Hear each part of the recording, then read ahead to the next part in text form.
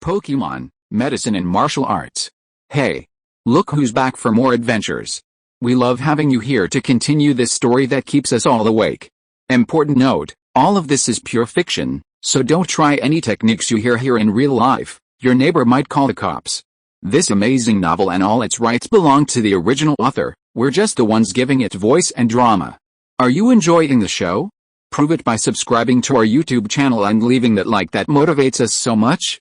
And if you want VIP access to exclusive content, our Patreon is waiting with things you won't find anywhere else. Chapter 851 Charizard's Despair. Flame Moltres' cry echoed in Charizard's ears. Charizard, whose eyes had once been on the verge of losing their fighting ability, once again focused. Within them, a blazing flame seemed to rise once more. It was a look of unyielding determination, a look of final resistance, a look that Charizard aimed to prove himself. He would not allow himself to be defeated so easily by Moltres.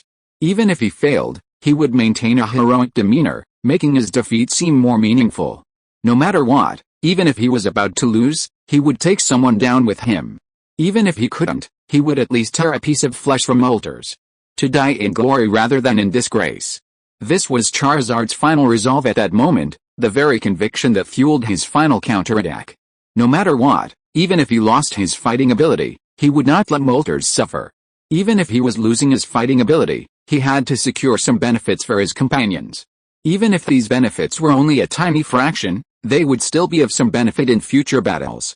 With this in mind, Charizard completely abandoned defense for the remainder of the battle, resorting to reckless attack. Although Moltres maintained the advantage, Charizard, with the help of his trainer, managed to avoid a few near misses, and his defeat wasn't so swift. Flame-faced with Charizard's relentless attack, Moltres seemed to grow impatient, perhaps even a little anxious about his current situation. No, there was no other way. Perhaps Pikachu and the others hadn't noticed, but Moltres saw this as a protracted battle, not a one-on-one duel. Therefore, his only remaining strength was his stamina. But if Charizard continued to consume him like this, his stamina would likely be running low. How could he possibly sustain the rest of the battle? Although the remaining Pokémon were all slightly lower in level than Moltres after defeating Charizard, even so, coincidentally, among those weaker Pokémon, there were a few stronger ones. There was even one of the same level as himself. If he hadn't hatched sooner and hadn't experienced more battles, that legendary beast of the same level would have been enough to completely crush him with its superior stats. However, even so, Moltres was able to achieve a level of weakness despite such a significant age gap. His talent was truly terrifying. Flame with another sharp cry, Moltres unleashed his signature move, Explosion. Facing that powerful explosion, which threatened to incinerate everything around him, though this wasn't his first encounter, he had experienced it before. Even during this renewed confrontation, Charizard felt a sense of danger, a palpitation of nerves. However, Charizard would not back down. To allow its allies to descend and engage in the fight, it threw itself completely into the fight. Expecting the damage from a massive explosion, Charizard charged directly at Moltres. Moltres stared at it with a startled look, and once again unleashed its Earth-like attack. But Moltres, being Moltres, was a veteran of battle. Having suffered the first setback, facing Charizard's sudden Earth-like attack again, Charizard, after only an initial panic, quickly countered. Just as Charizard was about to throw Moltres away, just as it had done the previous time, Moltres, the moment it was thrown, flapped its wings and unleashed its wind-like attack directly at the ground. The powerful backlash of the wind prevented Moltres from crashing to the ground. Instead, it used the momentum to return to the air and recover. While Moltres was lucky, Charizard was unlucky. Charizard hadn't anticipated that its surefire strike, instead of disabling Moltres, would instead trap itself. The storm's wide reach was so extensive that, as the backlash lifted Moltres and allowed it to recover, it also caught Charizard within it. However, Charizard wasn't as quick as Moltres. Caught off guard, Charizard was sent flying backwards, enduring the pain from the wind as it crashed heavily to the ground. Under this double blow, Charizard was in a state of extreme distress, looking as if it might be incapacitated at any moment. However, after what had just happened, Moltres wasn't fooled by Charizard's superficial appearance. She also didn't dare let Charizard get too close. After all, Charizard was incredibly resilient, even more so than a cockroach Pokémon. Even after countless fierce attacks from Moltres, it hadn't lost its fighting ability, and instead, it grew more and more energetic. How could this not make Moltres wary? After all, Moltres had suffered countless setbacks against Charizard. So, without any assurance, Moltres launched a volley of flames at Charizard. Charizard was truly overwhelmed. Facing the oncoming volley of flames, it had no strength left to resist. It simply lay there, stunned, wanting to fight back, but feeling its body was no longer under its control. It could do nothing, helpless, watching the fire dragon, formed by its volleys of flames, creep ever closer. For a moment, Charizard felt an inexplicable sense of despair. Chapter 852 Joining the War. Charizard lay there, stunned. Though he tried to resist, he felt his body was no longer under his control.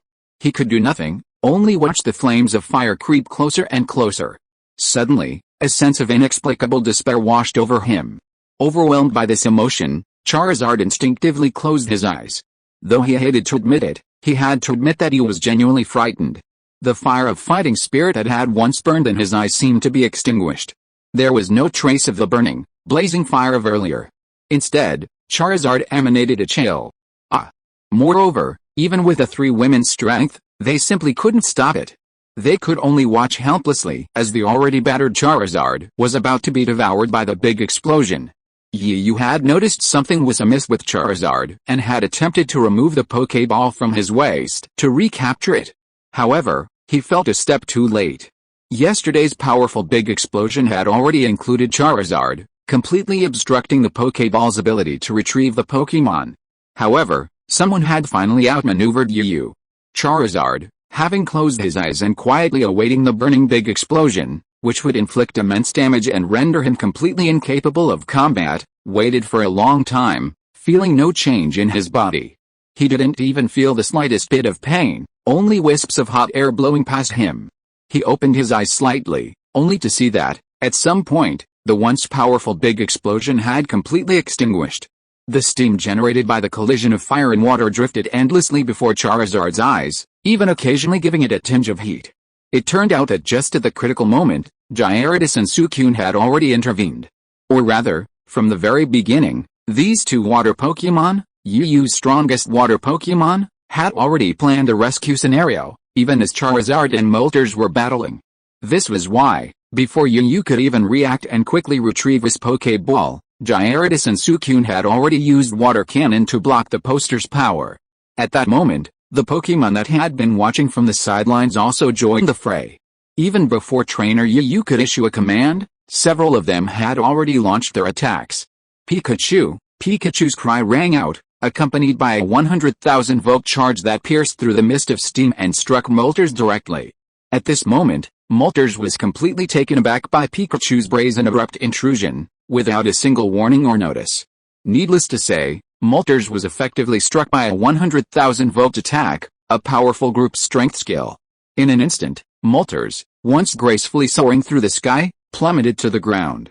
Faced with a sudden influx of Pikachu and other Pokemon, this wasn't the group fight Moltres had envisioned, perhaps realizing the flaws of their round-the-clock strategy. Instead, they simply couldn't bear to see their companions hurt, and so they resorted to their skills to intervene. As for why they didn't intervene in the earlier battle between Charizard and Moltres, there wasn't a complicated reason. As mentioned before, they simply wanted to pit two Pokemon of equal strength and similar attributes against each other, perhaps learning something from the encounter. In short, their decision to avoid such action was to allow Charizard to fully exert its full power. In their opinion, letting Charizard fight Moltres right from the start wasn't a big deal. After all, the two Pokemon were at the same level. If Charizard won, that was fine. After all, they were equally powerful, and they wouldn't be accused of outnumbering the enemy. Plus, they could vent their anger. Why not? Even if Charizard lost, it wouldn't matter. After all, they had previously agreed to outnumber the enemy, so Moltres should have been prepared for a combined attack. Therefore, Pikachu's sudden attack wasn't a surprise attack. Furthermore, the combined strength of their Pokemon wasn't enough to respond. Combined with their trainer's initial words, Pikachu and the others, who were only at the quasi-elite level, completely put their minds at ease. At this point, Charizard saw that not only was he safe, but Moltres, who had originally attacked him, was actually stopped by 100,000 volts. A sudden sense of relief washed over him, and it was this feeling of relief that lifted Charizard, already battered and somewhat exhausted after the intense battle. After a moment of excitement, the heavy stone in his heart dropped, and his mental tension relaxed. He didn't care where he was or that the battle still needed to continue, and he collapsed to the ground, completely unable to fight. To say he had lost his fighting ability was a bit of an exaggeration. In reality, it was simply exhaustion, a slight weakening, and a passing sleep. As for its wounds, while seemingly numerous, few were actually serious. After all, perhaps Moltres already knew what would happen next, or perhaps Moltres had developed a sense of sympathy for Charizard during the fight, thus refusing to resort to a fatal blow. Of course, the same was true for Charizard. Chapter 853 Combination. Pikachu seeing Charizard completely slumbering, thus losing its fighting ability, Pikachu and the others were now free of any reservations. After all, they had to consider Charizard's reputation earlier, so perhaps they had been somewhat restrained before the battle, but now they were no longer. Facing Moltres, they launched a ferocious attack. Pikachu blasted out 100,000 volts. Freeze Beam and Water Cannon, two stat-dominant skills, completely blocked Moltres' escape routes. Furthermore, even the slightly weaker Flamahawk and Ditto joined the fray. Of course, there was also the Kralker, which also provided a stat-reducing counter. Flamahawk didn't choose to rush into melee combat with Moltres. After all, melee combat was physically demanding, and only for larger beasts like Charizard and Gyarados. Only a powerful Pokémon could suppress Moltres, otherwise, suppressing Moltres would be impossible. After all, Moltres possess speed unmatched by any of the other Pokémon present. Therefore, the Pokémon wisely chose to maintain distance with ranged attacks, hoping to wear Moltres down until it lost its combat capability. However, I am worthy of being a legendary wild beast that has survived in the wild for so long and has yet to be captured. While it is true that Moltres was captured by you, many factors played a role. But if we set these aside and simply consider the battle, then Yu's Pokémon lineup would have been completely powerless against Moltres. This demonstrates Moltres' immense combat experience and resilience. Facing a barrage of attacks like 100,000 volts, Freeze Beam, Water Cannon, followed closely by Tornado Blade, Bubble Beam, and Water Wave, it remained tightly integrated, leaving virtually no room for evasion. Moltres' expression remained calm. Its sharp eyes scanned the surroundings before it let out another high-pitched cry. The flames burning within Moltres seemed to grow even more intense. The flames clinging to its feathers seemed to have fully transformed into a tangible flame. With every flap of its wings, the flames danced in the air, as if attempting to scorch it completely. But that wasn't the most important thing. Moltres opened its mouth again and spit a stream of flame around itself. Like a flaming dragon ascending to the heavens, it flew out in a few swirling circles before completely enveloping Moltres. The resulting illumination enveloped Moltres, blocking the 6 attacks. Huh? What kind of skill is this? Why haven't I seen it before? Yu was immediately puzzled. After all, he and his Pokémon were battle-hardened. But facing Moltres, he was baffled by the moves she'd unleashed. He couldn't fathom what it was that could actually act as a defense. While the 6 attacks now carried immense power, none of them had yet to impact the flame barrier. Yu could confidently say that the 6 moves Pikachu and the others had unleashed would be blocked by the flame barrier. Blocking them was one thing, but Moltres, enveloped in some degree, would still be somewhat affected. This depended on the strength of the flame barrier, or the combined power of the 6 moves. It was still a mystery, but Yu's long experience in battle told him his judgment was correct. So, before he could even wait for the results, he immediately dug out his Pokédex. After all, the Pokédex developed by Professor Oak and his team was truly useful. Just like looking up a dictionary when learning a word, the Pokédex serves the same purpose. When faced with unfamiliar Pokémon, or even unknown Pokémon, simply scanning the Pokédex reveals almost everything you need to know. After all, the saying "never stop learning" is a timeless adage. It's incredibly effective in any context, especially for Pokémon trainers, a profession constantly striving for strength. Just as Yu was pulling out a Pokédex, eagerly checking out Moltres' next move, the clash between Six Paths' move and the flame barrier unfolded.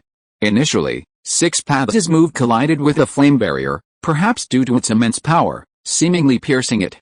However, as the flame barrier's resistance grew, The explosive power of Sixth Path's attack began to wane, gradually diminishing. Even though there were 3 shield-type fire skills that could counter 3 powerful attacks, it was of no use at this moment. Pikachu and the others said their skills might be more powerful and last longer. However, the remaining skills used by Flamahawk and the others seemed to have barely made a ripple. They merely created a ripple on the flame barrier before being engulfed and incinerated by the relentless onslaught of flames. Meanwhile, Yu, through the Pokemon Guide, realized that Moltres' Mavacent wasn't anything incredibly powerful, something he had never even seen before. In fact, it was simply a combination of flame jets and swirls of fire that almost every fire Pokemon could master. Moltres' skillful movements proved that this combination, as Flamabird had said, must have been used very frequently. This was how practice makes perfect. I thought the flame barrier had blocked the Sixth Path's abilities, but that was the end of it? Actually, it was just the beginning. Chapter 854, Secret Attack. Did you think the fire barrier had blocked the Sixth Path's attacks? In reality, it was only the beginning. The unexpected always happens at the last moment. Just when you thought Moltres had used the fire barrier to block all attacks because it was outmatched, it had actually been secretly accumulating its power, waiting for the perfect moment to settle the score. Meanwhile, Yu was still completely lost in awe at Moltres' combo attacks, unaware of the hidden tricks Moltres was currently hiding. As for Pikachu and the other Pokemon, they remained steadfast, unleashing their best abilities once again, skillfully unleashing one attack after another to blast the fire barrier. If they could completely pierce the thin barrier blocking them, the Moltres within would be unstoppable. However, for them, who were currently slightly inferior in strength, this proved too difficult, too great a task. Even as they continuously attacked the fire barrier with their abilities, they continued to attack.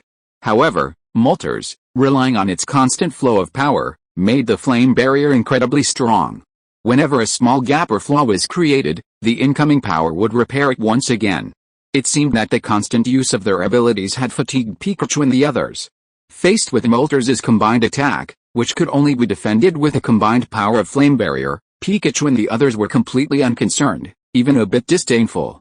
They believed Moltres was completely suppressed, with no chance of even surfacing. But was that truly the case? Clearly, what happened next proved this point.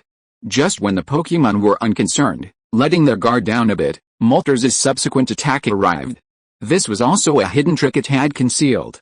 At this moment, the flame barrier, originally suspended in midair, had been shaped into a spherical ball by Moltres' special control lines, enveloping Moltres and protecting him from all attacks. However, the flame barrier suddenly shifted in shape. Even before Yu could fully grasp the shape of the flame barrier, Moltres' hidden attack had already been unleashed. Pillars of fire burst forth from the barrier, plunging directly into the surrounding Pokemon, who had let their guard down. Anyone who had witnessed the entire scene would undoubtedly be puzzled. After all, how could anyone survive even a second under such all-encompassing envelopment? How could they determine the location of the Pokemon outside? The expressions of pain on the faces of the Pokemon, caught off guard by the powerful jets of flame, were unmistakable. However, even with their guard down, Pikachu, Suicune, and Gyarados truly lived up to their status as Yu's most powerful Pokemon. The moment the sneak attack was launched, they all reacted swiftly. Each one was swift, instantly entering combat mode. They hissed at the incoming attacks, grinning as if in warning, yet also as if gathering their strength. Without the slightest hesitation, they unleashed their signature moves. 100,000 volts, freeze beam, and water cannon. However, this time, they didn't unleash the same swift and powerful force as before. After all, they were no longer the attackers this time, but rather the defenders. Time was truly short, and being able to react quickly was already a blessing. Could they expect Pikachu and the others to unleash their powerful moves? That was simply impossible. After all, there's no harm without comparison. So let's compare the current situation of Flamahawk and the others. Completely unprepared and caught off guard, Flamahawk and the other 3 less powerful Pokemon were all struck by the sudden jet of flames. Not only that, but they were all now in a state of extreme disarray, falling heavily to the ground. While they weren't immediately incapacitated, it would likely be difficult for them to continue fighting, at least for several minutes. However, even seconds, let alone minutes, could determine the outcome of such a battle.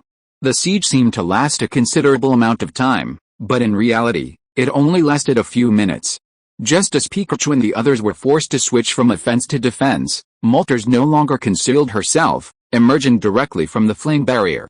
She then unleashed a sharp, slightly piercing laugh at the Pokémon without restraint. It was obvious that she was mocking them. It's true that the uncle is tolerable, but the aunt is not.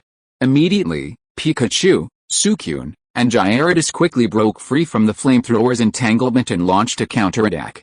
The ensuing battle was more like a 3-on-1 battle than a group battle. After all, for those Pokémon with almost no combat power, even a seemingly abrupt use of a skill on Moltres wouldn't cause any trouble for half a year. But Pikachu and the others weren't going to be polite, and after being ridiculed repeatedly, even clay figures can get angry, let alone proud Pikachus.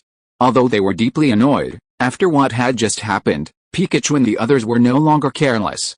And Pikachu and the others truly lived up to their reputation as long-standing companions who knew each other well. Furthermore, they were often comrades, but also rivals. It could be said that, aside from Yu, the trainer, they were the most familiar with each other. Chapter 855 Surprise Attack. Because of their frequent interactions, the Pokémon had a tacit understanding of each other's actions. A single glance from each Pokémon was enough to almost read their meaning. After using their abilities to block Moltres' subtle attacks, Pikachu and the others no longer dared to attack. The flaming barrier formed by the flame sprouts was incredibly defensive. Coupled with its occasional sneak attacks, Pikachu and the others couldn't predict when they would be attacked again. Consequently, fearing each other, the two sides once again reached a stalemate.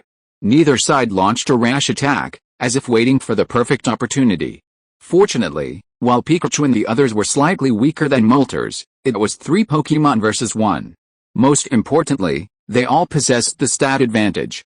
Therefore, if they were given the opportunity to attack, Moltres would be doomed. Yu didn't interrupt the Pokémon's battle, silently observing from the sidelines. Of course, this didn't mean Yu had given up on commanding Pikachu and the others, allowing them to act freely. Yu also intended to use this opportunity to discover Moltres' weaknesses. Moreover, Yu believed that he and the Pokémon had long been one, inseparable. Therefore, facing such a battle, especially given the unequal strength, Pikachu and the others were in danger of being at a disadvantage at any moment, and Yu had no choice but to join in. However, the standoff didn't last long before a new wave of fighting erupted. It was unclear who launched the first attack. Following the first attack, the rest of the Pokémon followed suit, unleashing their own abilities. Suddenly, the empty field erupted in a series of explosions, accompanied by plumes of dust that began to drift in all directions. Pikachu, the only person left in the area enveloped by the smoke, was Pikachu. The petite figure broke through the black mist and launched a direct attack towards Moltres. Judging by the height of Pikachu's charge, it could have easily reached Moltres' flight altitude. This sudden, unexpected event was completely unexpected. It was truly unexpected, wasn't it? Think about it, Pikachu's petite form is known for its speed, but even with its speed, its leap, and its agility, it couldn't possibly reach the same height as Moltres' current charge. Moltres tried to flap its wings to increase its altitude, but it was too late. Not to mention the sheer speed and unexpectedness of Pikachu's attack. Just look at Pikachu's speed, as evidenced by the lightning flashes and intertwining patterns surrounding it. Pikachu is planning a powerful attack. If it's not Volt Attack, what else could it be? It seems Pikachu is truly going all out at this point. The reason he didn't use Lightning Flash was probably because he was worried the damage to Moltres wouldn't be high enough. This is the use of the Volt Attack, which, while incredibly powerful, also inflicts some damage on the player. This is clearly a trade-off strategy. However, this is a very advantageous strategy for Pikachu and his team. Putting aside the significant damage Moltres would inflict upon it by the elemental counter, Telecom Volt, just this single attack would likely be quite painful for Moltres. And while Moltres is feeling the pinch, Suicune and Gyarados can launch their attacks. Pikachu's timing for this Volt attack is truly impeccable. And sure enough, it works just as expected. Caught off guard, Moltres has no time to dodge Pikachu's sudden attack, and can only watch helplessly as Pikachu, using its Volt attack, draws ever closer. Relying solely on instinct, Moltres flashed a white light from its flaming wings and instinctively moved forward, attempting to block the blow. However, how could a flying-type wing attack clash with a Volt attack, which had a doubled effect and a countering property. It would be like hitting a rock with an egg, but adding fuel to the fire. As expected, facing Pikachu's powerful attack, the Volt attack, Molten was completely defenseless and flew backwards. The sound of the explosion even rose directly into the air. The surging airwaves sent Pikachu's petite body flying. Fortunately, Suicune was quick-witted and, with a few quick leaps, caught Pikachu on his back, landing gracefully. After lowering Pikachu from their backs, Suicune and Gyarados looked at Pikachu with some concern. Because the Volt attack had been so powerful, Pikachu's backlash had finally begun. Pikachu's petite body was shimmering with a faint, constant flash of lightning. With each flash of lightning, a pained expression crossed Pikachu's adorable face. Gyarados facing the inquiries and worried looks of his two companions, Pikachu, despite feeling incredibly ill, managed to hold back, offering a reassuring smile to his two companions, assuring them that he was fine. Gyarados just then, the two Pokemon were about to say something more, to offer some kind of persuasion, but before they could even open their mouths, Pikachu's scolding followed. "Pika Pika, what are you two still standing there for? Now is not the time to be fussy. Hurry, Moltres is taking a lot of damage from my Volt attack now. Attack him." If you are listening to this novel on a channel other than Fanfic World, it means it was downloaded and re-uploaded without effort. We warmly invite you to visit our channel, Fanfic World. There you will find the original version of this story and many other novels of various genres. We look forward to seeing you dive into a world of incredible novels. Chapter 856 Counterattack. Pikachu Pikachu, what are you two still standing there for? Now is not the time for fussing. Hurry, attack Moltres while my Volt attack is taking a lot of damage. Although Pikachu looked incredibly shaky, he still spoke with a powerful voice. There was even a hint of urgency in his tone. After all, for Pikachu, this was the perfect opportunity to take on Moltres. It couldn't be missed. From the beginning until now, they had only this one chance. If they missed even this one opportunity, then dealing with Moltres would be incredibly difficult. Once Moltres recovered and became alert, a surprise attack would be impossible. That's why Pikachu is so eager. If it weren't for the Volt attack he was currently facing, Pikachu would have taken the fight himself. Because the backlash from Volt's attack was so swift, Pikachu could only forcibly fight the discomfort emanating from his body. Otherwise, he'd be in vain, watching his friends falter and hesitate, wasting the success he'd worked so hard to build. Pikachu expected to unleash 100,000 volts on the two creatures, using his passionate and furious 100,000 volts to sober them up. Seeing that Pikachu, even in such a state, still had the energy to scold them and even teach them how to do things, Suicune and Gyarados' previously tense anxieties finally settled, each quickly adjusting their composure. While Pikachu's conversation with Suicune and the others seemed to last a long time, it actually only lasted a few breaths. Moltres, like Pikachu, now appeared utterly bewildered. As the smoke shrouding the sky gradually dissipated, the true nature within was revealed. At this moment, Moltres' entire body was covered in flames and wisps of lightning. Furthermore, several marks could be clearly seen across its body. These were clearly the scars left by Pikachu's Volt attack. Coincidentally, Moltres was paralyzed. She could barely move, and her prize speed was limited. Although she was struggling to hold herself aloft, Moltres could clearly feel her altitude decreasing. With a silent alarm, Moltres quickly activated her special ability, Fire Barrier. Just as Moltres was exerting her might, Suicune and Gyarados attacked her. However, Moltres' Fire Barrier, though formed too hastily, lacked the impressive defensive strength and resistance it had demonstrated against the two attacks it had prepared.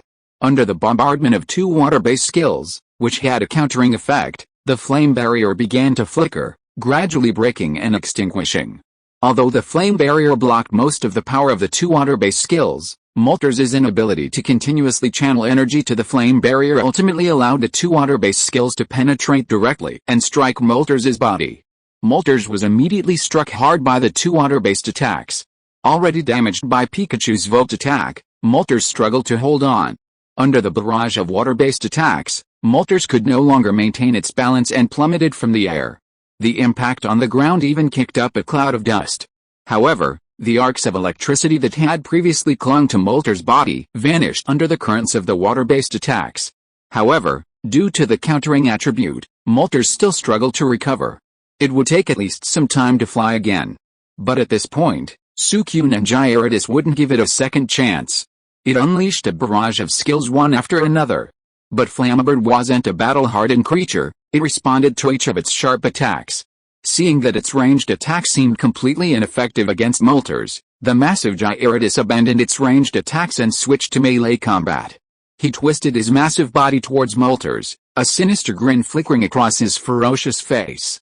After all, melee combat was its forte, thanks to its exceptionally high defense, not to mention its formidable offensive power. With one swipe of Iron Tail, nothing remained in its grasp. But would Moltres give Gyarados a chance? The answer was a clear yes. Moltres felt helpless and miserable. Although Gyarados switched from ranged attacks to melee combat, Suicune provided support and cover from afar. He unleashed a barrage of water-based abilities, overwhelming Moltres, who had been trying to counter Gyarados' advance. This significantly delayed Moltres, allowing Gyarados to reach Moltres. Without hesitation, Gyarados unleashed Iron Tail, lashing out at Moltres' head. Faced with a swift attack, Moltres felt a surge of pressure. She didn't care if Suicune's next move would hide her. After all, Gyarados had already unleashed his abilities, and she had to deal with the situation first. Immediately, without hesitation, Moltres' entire body erupted in movement. Its sharp claws twisted completely, then formed into two fists covered in boxing gloves. He waved his claws repeatedly at the Iron Tail that was coming towards him, and at the same time, his wings were flapping continuously, creating gusts of wind. Chapter 857 Question. Without hesitation, Moltres leaped into action. Its sharp claws twisted, then formed into two gloved fists. It swung its claws repeatedly at the incoming Iron Tail, its wings flapping as it whipped towards it. At that moment, Moltres truly possessed the demeanor of a boxer. Each swing of its claws felt like a powerful punch, unleashing a powerful force. Even striking Gyarados' iron-hard body, it resonated with a clanging, thud-clashing sound, the thud of fists hitting flesh. Gyarados, caught by the sudden advance, was forced to halt its charge and the imminent swing of Iron Tail. What truly puzzled Gyarados was that despite Moltres' frail appearance, its close-quarters attacks were no less powerful. With each swing of its claws, Gyarados could sense a surge of power. Not only that, the dust kicked up by the constant flapping of its wings obscured its vision, causing it to instinctively close its eyes. Yu also realized something was amiss. He hadn't expected Moltres to possess such prowess. This truly filled him with surprise and delight. He was surprised that Moltres possessed such close combat prowess. He was also amazed that, no matter how powerful Moltres might become, his determination to capture it remained steadfast at that moment. Especially when he thought that, no matter how powerful Moltres might be now, it would still be his once he captured it. Yu felt a surge of excitement. Gyarados, just as Yu was secretly delighted, believing he was about to find a treasure, Gyarados roared in frustration. The scene before him had truly humiliated him. After all, he was a renowned melee fighter, his defenses as strong as iron. Ordinary attacks had no chance of repelling or even injuring him. Yet, it was precisely this way, forcibly stopped by Moltres, a tiny weakling. How could Gyarados tolerate this?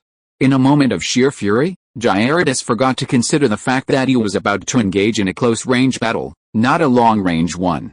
He launched a water cannon at Moltres at close range. It was truly remarkable, despite the haste with which Gyarados launched his water cannon. It still held immense power, and even the sound of it piercing the air was heard, simply from Gyarados' reflexive instinct. At such close range, Gyarados' water cannon caught Moltres completely off guard. Moltres had never expected Gyarados, this young creature, to be so unsportsmanlike as to bully such an old man. What further annoyed and distressed Moltres was that, even after she had reacted, Moltres hadn't dodged. It was because she had already done so prematurely. Moltres had to swallow her bitter pillage. Faced with a powerful water cannon and the sudden attack, Moltres, which had just repelled Gyarados and was now celebrating having time to adjust and spin, was immediately knocked to the ground. However, this Moltres was quite remarkable, as if it had learned from its previous experience. This time, faced with such a precarious situation, Moltres, after its initial panic, quickly recovered. It actually unleashed a gust of wind directly onto the ground, using the rebound force of the wind to glide steadily into the air, returning to its initial position once again. This scene stunned everyone, including the remaining Pokémon. How could Moltres be so powerful, and yet it had already been hit? While Pikachu and the others were certainly inferior to Moltres' abilities and had lower power, the crucial point is that Pikachu, Suicune, and Gyarados all possessed inherent counters to Moltres. They said the damage inflicted on Moltres was exceptional. Almost double the damage, yet despite this, Moltres remained resilient. When did Moltres become so durable? It wasn't this durable before. Yuyu's expression, once confident of victory, began to shift to a note of uncertainty. It seemed his capture of Moltres was truly a stroke of luck. He was just lucky. Otherwise, with his current strength, defeating Moltres would have been a long shot, let alone capturing it. It was also remarkable that, despite this brief period, the strength of Yuyu's Pokémon had significantly increased. Was this why Yuyu had agreed to a fair fight with Moltres? What he hadn't anticipated was that this battle, which should have been a sure win, would now prove so difficult. Is a protracted war the only option? But I have a feeling a protracted war would be a bit disgraceful for us. Yuyu stroked his chin, pondering what tactics he should employ to defeat and capture Moltres. After all, despite Yuyu's seemingly eloquent words, what trainer wouldn't be interested in a legendary beast, and one so powerful at that? Wanting to capture it? While Yuyu could now be considered Moltres' trainer, he wanted a Moltres that was completely convinced and obedient, one that would obey his commands. Not just its body, but its soul. His side was already outnumbered, which was already quite unfair. If this continued on the streets, wouldn't it be even more shameless? It also felt a bit like a round-robin battle. Yuyu finally realized what was happening, but now he was in a state of deep distress, unsure of what to do. After all, what method should be used to give Moltres to Sohu and make him willingly become his own Pokémon is a big problem. Chapter 858 Flaw. But the battle at this point didn't allow Yuyu any time or opportunity for overthinking. The two Pokémon engaged in battle once again, their abilities constantly lashing out at each other. Moltres, having learned its lesson from the previous battles, became even more cautious, even carefully maintaining a safe altitude while flying. As if determined not to give up, Pikachu and the other three Pokémon recalibrated their positions and launched wave after wave of attacks at Moltres. However, facing these seemingly dense and powerful attacks, Moltres showed no sign of panic or fear. It simply used its fire barrier to block all the attacks. After several unsuccessful attacks, Pikachu and the others finally realized the power of Moltres' fire barrier. Yuyu's frown deepened. Moltres' fire vortex barrier was too strong for defense. It wasn't so much the fire barrier's defensive power as it was Moltres' endurance and combat effectiveness. After all, the energy needed to maintain this fire barrier is continuously supplied by Moltres. Perhaps it's easy or difficult to break Moltres' fire barrier. It all depends on Moltres' condition, damage output, and stamina.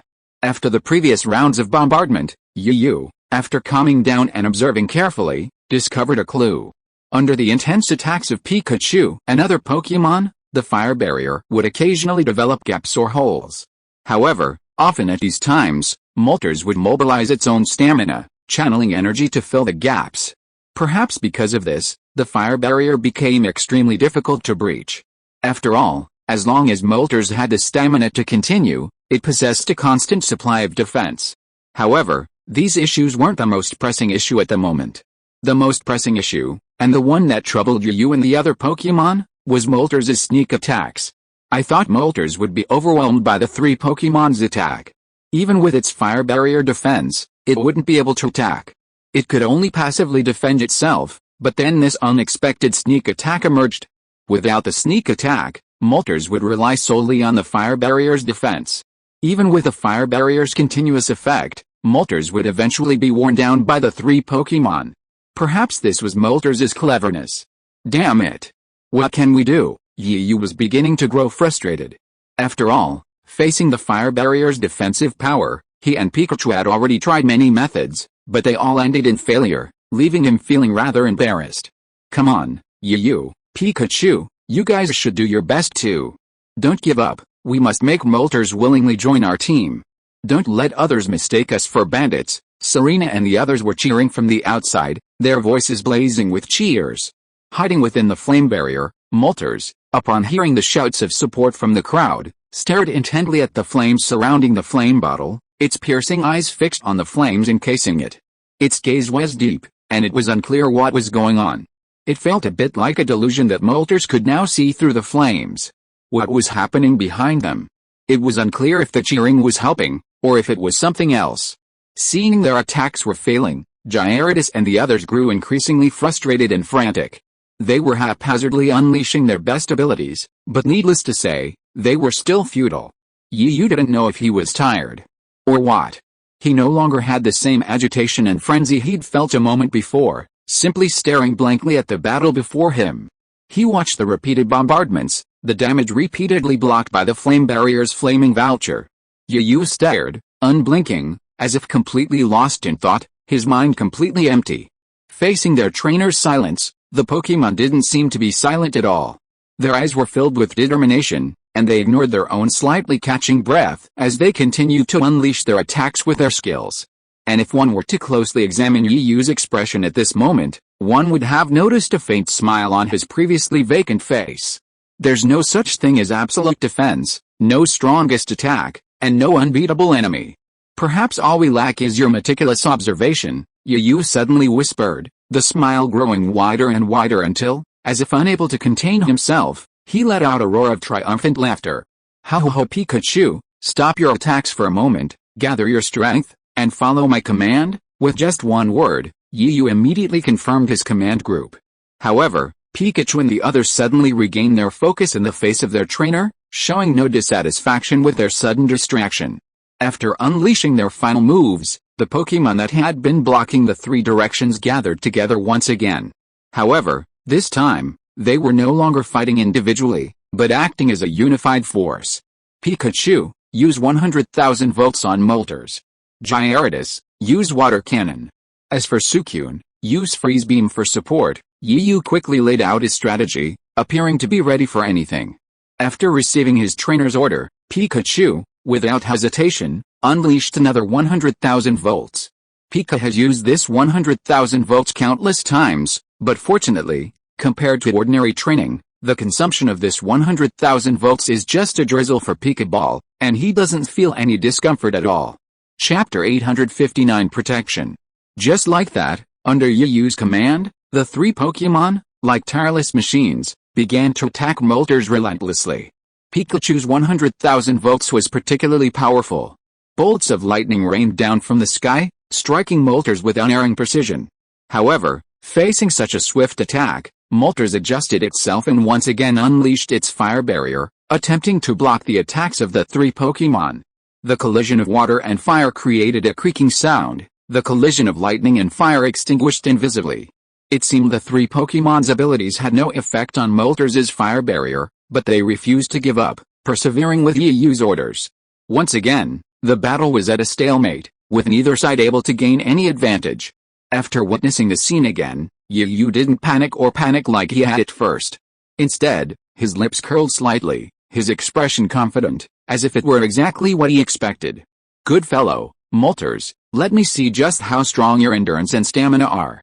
I refuse to believe you can hold the fire barrier longer than Pikachu and the others. As if attempting a psychological tactic, Yu made no effort to conceal his thoughts, directly controlling Moltres and shouting at the top of his lungs. However, Moltres was now completely focused on maintaining its fire barrier.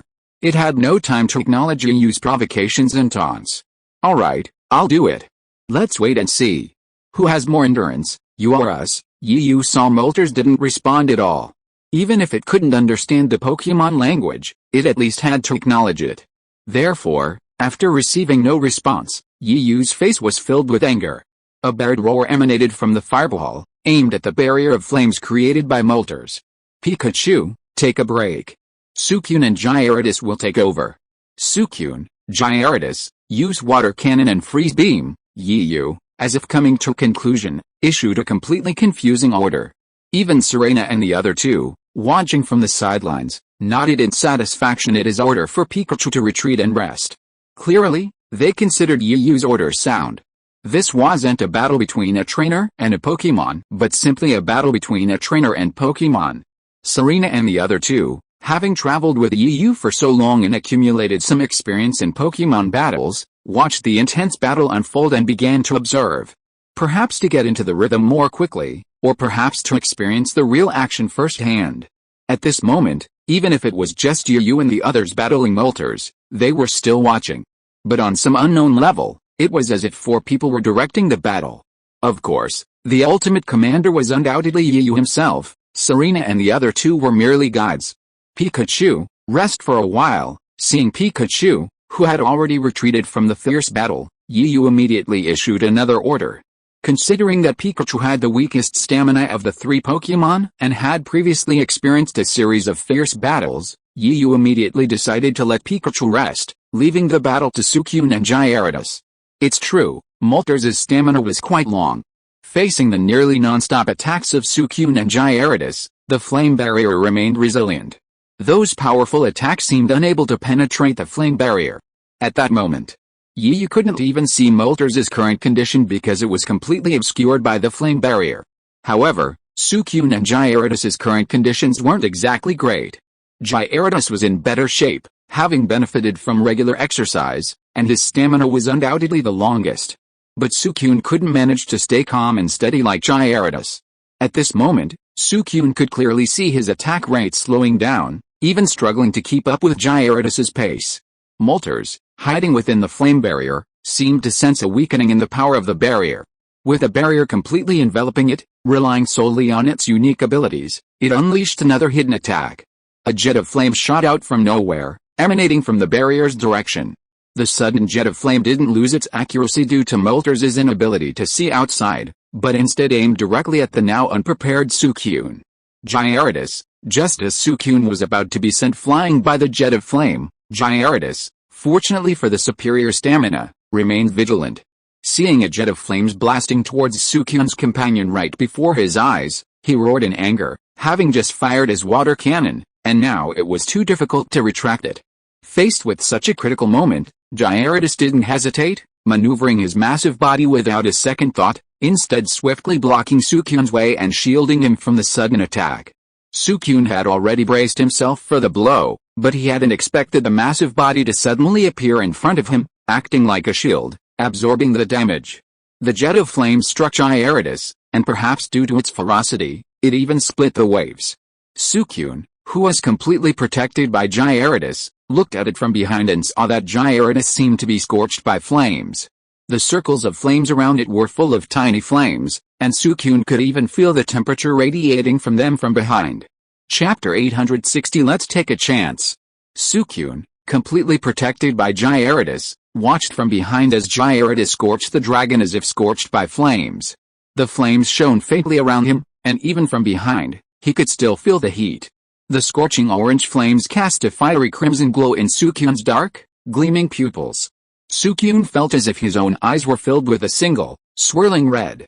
Perhaps it was the sheer shock of the scene, or perhaps it was the suddenness of the attack, but the Marine seemed frozen in fear, staring blankly ahead, inexplicably bewildered.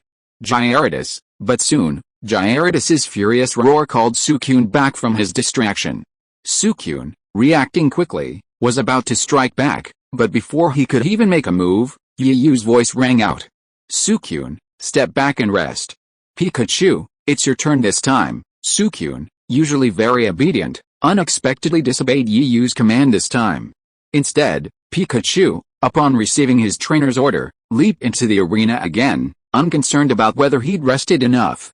Just as he was about to take the baton from Suicune, Suicune, seemingly oblivious to Pikachu, charged directly in his direction. The two Pokémon passed each other.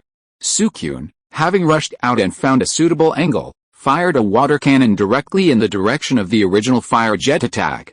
Surprisingly, following the trajectory of the original fire jet, Suicune's seemingly abrupt water cannon had an unexpected effect. At that moment, the water cannon blasted directly into the barrier of our courtyard. The collision of fire and water produced a sizzling whirl of steam. As the steam rose, it became clear that the flame barrier in that area was exceptionally weak. Why? The flame barrier, once helpless against Suicune's furious water cannon, had been blasted by the three Pokémon and Rai. Now, at a visible speed, it began to dissipate, even the initial flame's intensity waning. Only to be compensated for by Moltres' power and skill. Yu, perceptive and alert, noticed this. He didn't care about Suicune's slight surprise at resisting his orders. Yu acted decisively and issued another order. Quick, quick, quick. Pikachu, Gyarados, fire 100,000 volts in water cannon in the direction of Suicune's attack, although it had just withstood a blast of flames. For the powerful and tough Gyarados, it was nothing more than a piece of cake. After hearing his trainer's orders, and recalling the rage he'd just endured from the flaming jet attack, he didn't hesitate a moment longer, immediately launching his water cannon at the gap left by Suicune's attack. The gap, already weak after Suicune's initial attack, was immediately breached by the barrage of attacks. Even if Moltres tried to close it, it was too late. The gap in the flame barrier grew ever wider, and because of the water attribute resistance, once opened, the damage was unstoppable. In a matter of moments, Moltres could be seen within the flame barrier. Seeing this, without even needing a command from their trainer, Yiyu, the three Pokémon reacted with uncanny agility, their skills blasting Moltres one after another. Furthermore, the surrounding Pokémon, who had nearly lost their ability to fight Moltres before, were now weakened. Witnessing such a brutal attack, the weaker Pokémon, led by Flamahawk, launched a combined attack. Various ranged attacks followed in rapid succession. Moltres groaned in agony, even feeling a twinge of regret. The reason for this was that Moltres was trapped within its own trap. Due to its own inherent limitations, the flame barrier, while fully protecting Moltres, was like a ball enveloping Moltres, preventing anyone from getting in. Escape was also difficult for the Pokémon. Breaking through the barrier and using control skills to attack other Pokémon from within it was a vastly superior undertaking.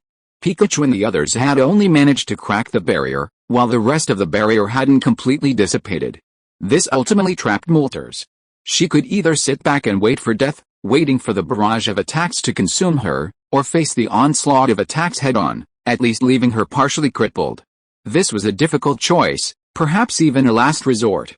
Moltres made a decisive decision. She couldn't sit back and wait for death. As a wise old saying goes, when faced with difficulties, one cannot sit back and wait for death. Let the light grant me strength. She would fly toward the light, and no one, no Pokémon, could stop her. Moltres roared inwardly. With her resolve made, she refused to sit back and wait for death. Flames shone from her body. The half-encircled flame barrier now visibly converged its energy towards Moltres. After all, the residual energy of the flame barrier belongs to the Moltres' own power. Since it can be used, then it will definitely not be a problem to use the power in it to enhance its current strength. Chapter 861, Flamebird's Fighting Spirit. After all, the residual energy in that flame barrier was, after all, Moltres' own power. Since she could harness it, then leveraging it to enhance her own strength would surely be a breeze. So, in this crucial moment, Moltres began to gather her power. This was simply called focusing. Moltres' power continuously mobilized the surrounding fire elements, and wisps of flame danced in the air like nimble spirits. Even those tiny wisps of flame burned intensely, but Moltres felt no discomfort at all, rather comforting. In fact, nourished by the constant flow of flame, Moltres even let out a delighted groan. At this moment, if one looked up from below, one would see that the flame barrier hadn't dissipated due to Moltres' distance.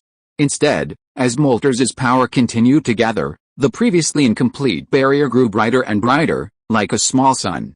Even the surrounding air was faintly filled with steam, and a mist filled the air. After witnessing the scene, a sense of inexplicable danger washed over the Pokémon present. Even Pikachu, Gyarados, and Suicune, the three most powerful Pokémon present, felt this way. Even though Moltres hadn't yet unleashed its charged skills, the sheer force of its power was formidable.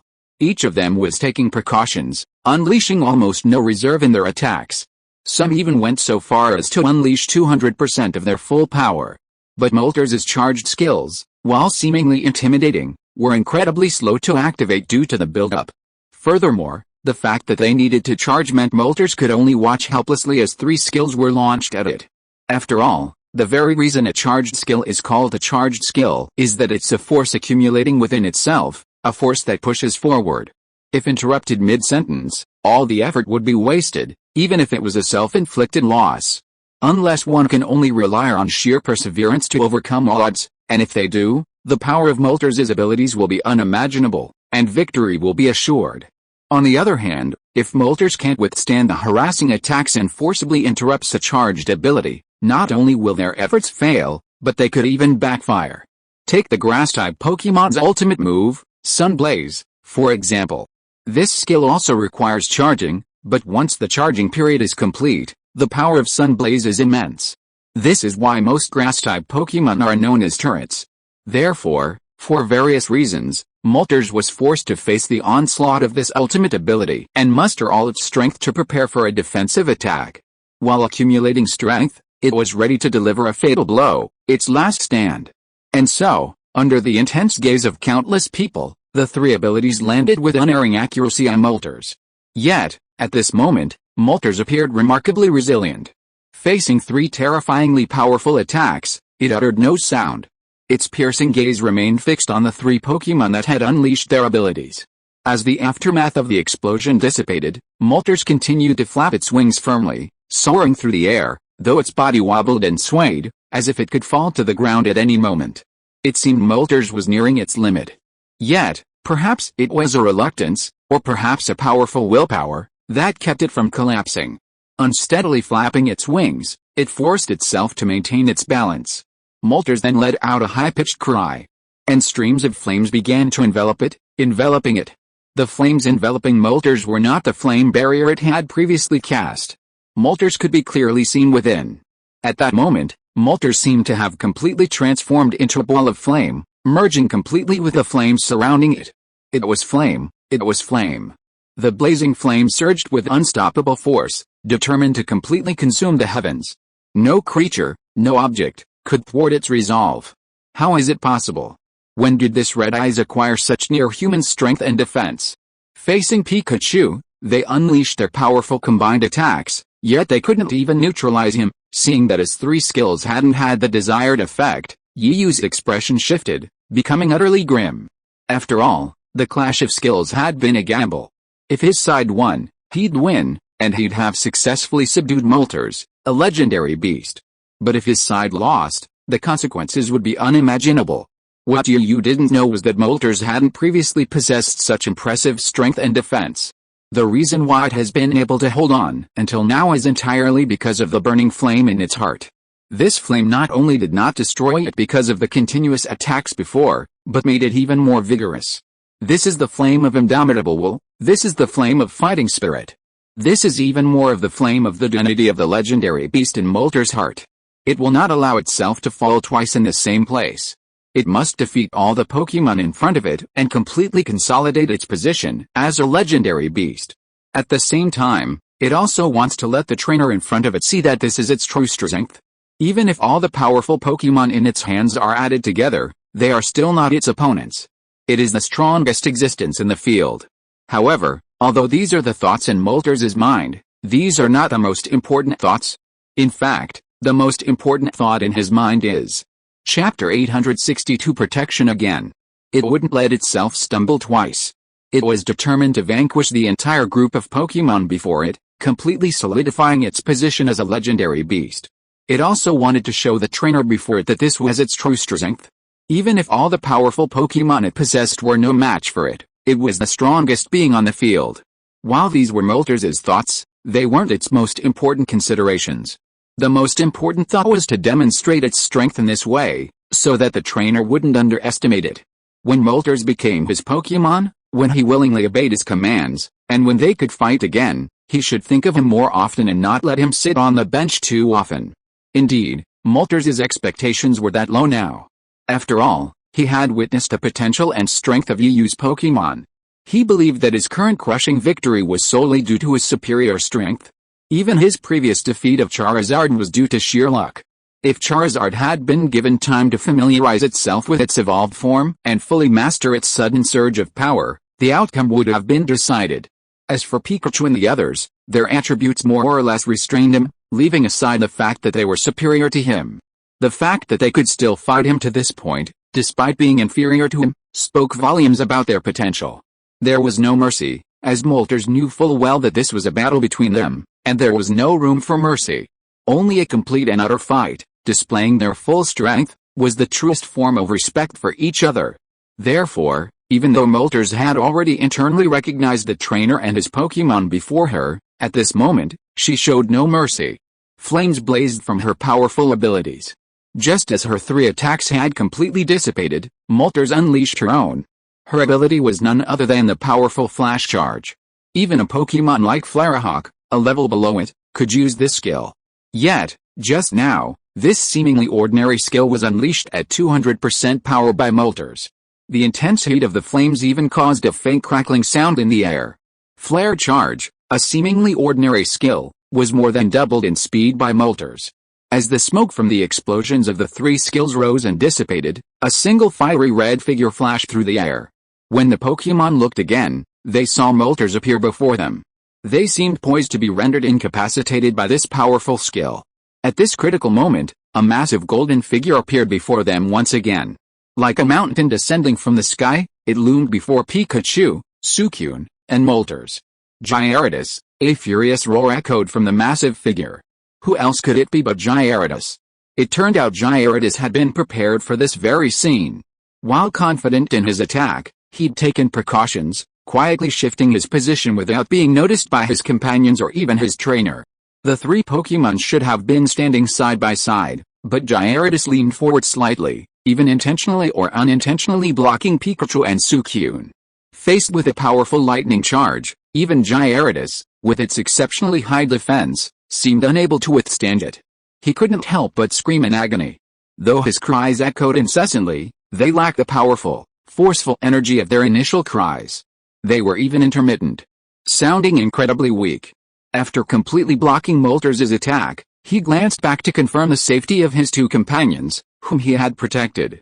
Gyarados seemed finally relieved, as if its mission had been accomplished. Its body collapsed to the ground like a pile of mud. Its massive frame erupted in flames. Whether intentional or unintentional, or perhaps even fate, it was unclear. After unleashing its final set of skills, Moltres' remaining strength seemed to be drained away, collapsing before even Gyarados. Unbeknownst to anyone present, whether Gyarados, the Pokemon, or the watching trainers, Moltres was devastated. This was the second time. Was it that Gyarados and this guy were naturally incompatible? Or was it just the old saying that fire and water don't mix? This was the second time his plan had been ruined. Did he really have to wait a third time? But by the third time, he had no strength left to fight. Gyarados, you damned bastard, you're always ruining my plans, even though this is a fight, and it was my request. This isn't the right thing to do in a fair fight, right? I'll take note of this grudge, we'll see what happens. Compared to Gyarados' devastated and complicated thoughts, Suicune and Pikachu's thoughts were much simpler. Suicune, in particular, had been saved by Gyarados for the second time. While he didn't necessarily need to be saved, at most he'd lose his ability to fight, and then embarrass himself in front of his friends and juniors. But then, he'd be indebted to Gyarados twice. And if Gyarados used these two Pokemon favors to blackmail him, stealing a battle that was rightfully his, should he refuse, accept, or even offer to take him? Isn't that putting Suicune in a difficult position? Although, at that moment when Gyarados risked his life to protect them, Suicune felt a genuine touch of emotion. If you are listening to this novel on a channel other than Fanfic World, it means it was downloaded and re-uploaded without effort. We warmly invite you to visit our channel, Fanfic World. There you will find the original version of this story and many other novels of various genres. We look forward to seeing you dive into a world of incredible novels. Chapter 863 Dido's Prank. While Suicune was undoubtedly moved by Gyarados' selfless defense, it was still necessary to strengthen himself at that moment. Besides, could such a feeling be a meal? Well, for a Pokemon as sentimental as Suicune, it certainly could. It's said that fools have their luck, and this saying holds true for both animals and Pokemon. After all, Gyarados, with its rough nature, couldn't possibly be as delicate as Suicune's. The reason it initially shielded Suicune twice was simply because Suicune was its ally and it wouldn't let him get hurt. Another reason was that it was tough, so a few hits wouldn't hurt it. At most, it would just be a loss of combat power. After a trip to the Pokemon Center, he was a brave man again, a Gyarados that could shatter Krakura from the sky and smack Groudon from the ground. But now, even if Suicune and Pikachu didn't want to admit it, it was done. Yet, they had to acknowledge the kindness of Gyarados' selfless sacrifice to protect them. Though their expressions showed a moment of deep resentment, the two Pokemon were deeply moved and receptive. After all, this was how their group interacted with each other. They all wanted to quickly improve their strength and become the strongest and most powerful of their group. After all, only by becoming the strongest and most powerful could they find happiness. And their happiness came from battling other Pokémon, not being constantly benched by their trainers due to their weakness. Once they reached the level of Pikachu and the like, further improvement in strength was extremely difficult. Only through continuous battles with pairs of the same level could they improve. However, Pokémon reaching this level, among Pikachu and the rest of the Pokémon population, seemed incredibly rare. At least until Yu matured, he hated being around them. Otherwise, these Pokémon wouldn't be vying for battles. Do you really think all these Pokémon are battle-crazed? They're actually quite peace-loving, aren't they? After seeing Moltres finally fall, Pikachu, Gyarados, and my Pokémon still didn't rush forward immediately. Instead, they cautiously stood guard, fearing Moltres would pull some trick or use some backup move, effectively killing them. They were incredibly weak now. If they fought again, they wouldn't have the strength to fight. However, among these Pokémon, there was one who was incredibly brave. It was, of course, Ditto. It seemed like Ditto hadn't learned from its previous lesson. Facing Moltres, now completely defeated, it was as if it had completely lost its fighting ability, offering no resistance at all, like a lamb. Consequently, a sinister grin spread across Ditto's face. But despite its courage, Ditto was also extremely afraid of being beaten. Therefore, to investigate whether Moltres was truly incapacitated or merely feigning it, it twisted and transformed, transforming into Charizard once again. And wasn't this Charizard exactly like the old one in Yu's hand? Although Charizard had already been incapacitated by the intense battle at the beginning, it lay there, recovering. However, Ditto assumed Moltres was unaware of this, naively believing that Moltres would assume that Charizard had recovered after a period of rest and was ready to fight it again. Even if Moltres was furious, it probably wouldn't have the strength to fight, and might even be wary of him after the previous battle. Even if I came to my senses and realized it was my fault, I'd definitely blame Charizard. Then, the target of my vengeance would be Charizard, not me. And I could use this opportunity to give Moltres a good beating, since he'd been the one who'd attacked me the most previously. But Ditto didn't think twice. It seemed to be trying to appear more imposing, or perhaps because it's been fighting too many battles, so it immediately transformed into Moltres. As a legendary Pokémon, Moltres' pride wouldn't allow a Pokémon to transform into its form. It would undoubtedly have given it a brutal beating. But Ditto was unaware of this. At that moment, after transforming into Charizard, it assumed it was Charizard, imbued with a powerful air. Its aura of power, even fooling those uninformed into believing it was Charizard. The pain in its body seemed to have completely subsided. Even Charizard's massive wings remained still. With brisk, heavy steps, it quickly reached Moltres. Still wary, it felt a paw in its heart, gently nudging Moltres. This was a terrifying move. It felt like it had disturbed a hornet's nest. Moltres, previously lying on the ground, seemingly incapacitated, suddenly began to stir. That's right, it started moving. After seeing this, Ditto lost all the momentum he had displayed when he transformed into Charizard, and was nearly scared to death. However, he wasn't in much better shape now. He fell backwards and hit the ground, looking extremely embarrassed.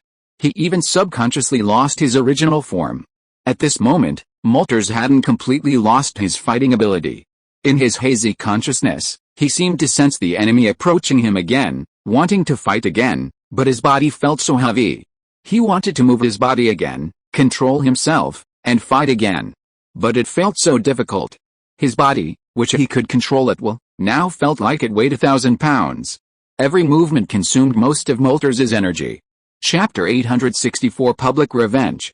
Moltres tried to move once more, to control itself, to fight once more. But it felt so difficult. Her body, which she could control effortlessly at other times, now felt like it carried 1,000 pounds of weight. Every movement consumed Moltres' energy. Struggling to keep her gradually closing eyelids open, Moltres' vision, though blurry, was still clear. The creature before her was no longer the massive creature that had blocked her rays, but merely a pink, adorable little creature. It was true that a tiger in plain sight is bullied by a dog, and a phoenix on the ground is no match for a chicken. She thought about herself, a legendary beast, reduced to this state. Anyone could bully her now. She taunted herself fiercely in her heart, but out of her dignity as a legendary beast, she wasn't going to let it go. Even now, every time Moltres moved, it felt as if 1,000 pounds of force were bearing down on her. Getting it to move was incredibly difficult, but even then, A relentless determination within Moltres kept it going. Forcefully channeling every last ounce of strength into its wings, it slapped the pink creature before it. While this might normally be considered a fierce attack, even a slap against a lower-level Pokémon would instantly render them incapacitated. It now felt like a tickle, painless. Ditto braced himself for Moltres' sudden resurgence, pinning it to the ground and beating it to pulp. But to his surprise, instead of slapping me away, I gently caressed myself. Could it be that this creature before me had suddenly changed its nature? It couldn't be. After all, in just a few days of spending time together, Moltres had become incredibly arrogant. Aside from the higher-level Pokémon, those of lower rank like himself were all dismissive. However, Ditto's thoughts were quickly overturned. Ditto, even quickly realized that Moltres' current situation was likely dire. He immediately adjusted his form, disregarding any further changes, and approached Moltres in his natural form. Moltres was in a strange state, incapable of combat, though his consciousness remained. However, he remained utterly incapable of combat, lying flat on the ground, completely lacking the strength to stand and continue the fight. Upon witnessing this, the Pokémon quickly reacted. Even Ditto had returned to the group, gathering their heads together and beginning to discuss the situation. Yu simply watched from the sidelines. Although he couldn't understand the Pokémon's language, the malicious smiles on their faces told him his Pokémon were probably hatching some nefarious plan. Suddenly, a loud cry rang out from some unknown Pokémon. The Pokémon that had been gathered together began to disperse like birds and beasts. But their target was a single one, Moltres. Pika, brothers, go ahead and take advantage of this opportunity to beat up Moltres. Water, go ahead, go ahead. I've been fed up with this arrogant guy for a long time. Now let's give him a good fight. Variety, got it, got it. I'm the best at this. Fiery Arrow, leave it to me. The Pokémon, led by the 4-character Pokémon, roared with joy. But despite their exclamations of joy, they still retained a certain rationality. Even the crab didn't lose a beat. But a look of hesitation lingered on his face. After a few quick accelerations, he arrived next to Pikachu, who was charging ahead. He inquired, his tone somewhat gloomy. Giant Claw, boss. Is this alright? After all, isn't it a bit too personal? The other party has already lost their ability to fight. Besides, after all, we defeated it, and the Master will surely tame Moltres, and then he'll be our ally. Isn't it a bit inappropriate for us to treat Moltres like this? Hearing the hesitant words, Pikachu, who was running at full speed, didn't hesitate at all, not even stopping subconsciously. Instead, he glared at the timid-looking Giant Claw. Pikachu, hey, old crab, why are you being so cowardly? Moltres hasn't lost its fighting ability yet. The others might not understand, but I understand after all my battles. Moltres is probably still hanging on. As long as we're gentle, nothing will happen. Suicune, yeah, Pikachu's right. Don't you want to take this rare opportunity to teach this arrogant fellow a lesson? After all, we got a good beating from him before, and we're all in the hospital recuperating for a long time. At this moment, Suicune appeared out of nowhere and joined the conversation. This also showed that Moltres might be holding a grudge against the Pokémon from the previous battle. Or maybe it was simply his arrogant attitude that made the Pokémon a little annoyed. Giant Claw, even after hearing the words of his two leaders, Giant Claw still seemed hesitant. He opened his mouth to say something else, but was immediately interrupted. Pikachu, alright, I'm fed up with you, you're so fussy. I've been thinking that we should share the good times and the bad times together. Since there's something good going on, shouldn't we all participate together? After all, this is a rare opportunity. If we talk about it again later, and that guy fully recovers, we won't be able to suppress him alone, then we'll be in trouble. After Pikachu's reminder, Suicune shuddered for no reason, as if he had thought of something, and his face was filled with horror. Chapter 865 The Dust Settles. Shui, that's right, Pikachu's absolutely right. If we're incompetent and try to cash in on this great opportunity, making it look like we're not losing out, then we'll be in for a real loss. You know what Master's rules are about. What are the special training sessions? They say we'll take turns battling each other, okay? And Moltres is the highest level. If we fall into its clutches, won't we be in dire straits? Pikachu, that's right. Besides, even if everything you said above is true, what can we do? The facts can't be changed, okay? Let's all go up and beat it up, and we'll still win. After all, this is a rare opportunity. If you really don't want to go, I'll help you with your points." With these words, Pikachu instantly accelerated again. Giant Claw, wait for me. Who said I don't want to? It's a waste of time to refuse. Watching the Pokemon's excitement from the sidelines, Yu just shook his head helplessly. Yu still didn't know the Pikachu's true intentions. He simply assumed they would launch a major counterattack after each of them recovered, wanting to do their bit for their comrades, making their incapacity more meaningful. This was why they rushed forward, even if Moltres was still lying on the ground, they still wanted to strike a fatal blow when it, or the rest of the Pokemon, were at their most vulnerable. They had no idea of the Pokemon's hidden agenda. This was when the importance of the Pokemon referee became apparent. Often, at such moments, the presence of a Pokemon referee could accurately determine the outcome of a Pokemon battle and determine which Pokemon was first to lose its combat ability. Of course, this required a highly qualified referee with professional training. Or perhaps the referee themselves were of a high rank. Otherwise, a battle wouldn't have been possible without a referee, as battles were of such importance that no carelessness was tolerated. This was why official Pokemon tournaments like the Pokemon League were so important. The referees used were all of the most rigorous and highly qualified caliber. There were no amateurs at all. Even the referees who made it to the semifinals were the most skilled. They were the best of the best. These referees often made no mistakes in certain situations, possessing ample experience and unwavering judgment. However, Yuyu's battle in the stadium simply concerned his ability to defeat Moltres and capture it willingly. Therefore, there was no referee, not even one from Yuyu's caliber. Even if one of Serena and the other two girls were tracked as referees, there would be no referee. After all, it was just a casual Sohu match, a simple battle against wild Pokemon. It was merely a means of gaining their opponent's trust. Why would they even need a referee? After all, they all had a standard for when to stop. It was just something that was unexpected, and even some of the Pokemon present at the battle didn't expect it. Pikachu, they were so vindictive. Simply because Moltres had dealt them a thrashing blow in the first instance, they were retaliating fiercely. Of course, vengeance was vengeance. They were all aware of Moltres' current state. Furthermore, they had already won the battle, which meant that Moltres would become their companion from this very day, this very moment. They simply wanted to welcome their new companion in a special way, and they wouldn't go overboard. Yu, unsure if he'd already understood this, watched from the sidelines the entire time. It was as if, having just utterly defeated Moltres, his mission, his duty, had already concluded. The rest was a matter between the Pokemon themselves. Although there was no referee to announce the result, Yu had already quietly exited the field. Yu, is Moltres okay? Pikachu and the others, upon seeing Yu arrive, Serena spoke first, her voice thick with worry. She was about to say something, but was interrupted by Yuyu's raised hand and a smile. Don't worry. I'm sure Pikachu and the others know what's going on. Besides, this is a matter of Pokemon, between Pokemon.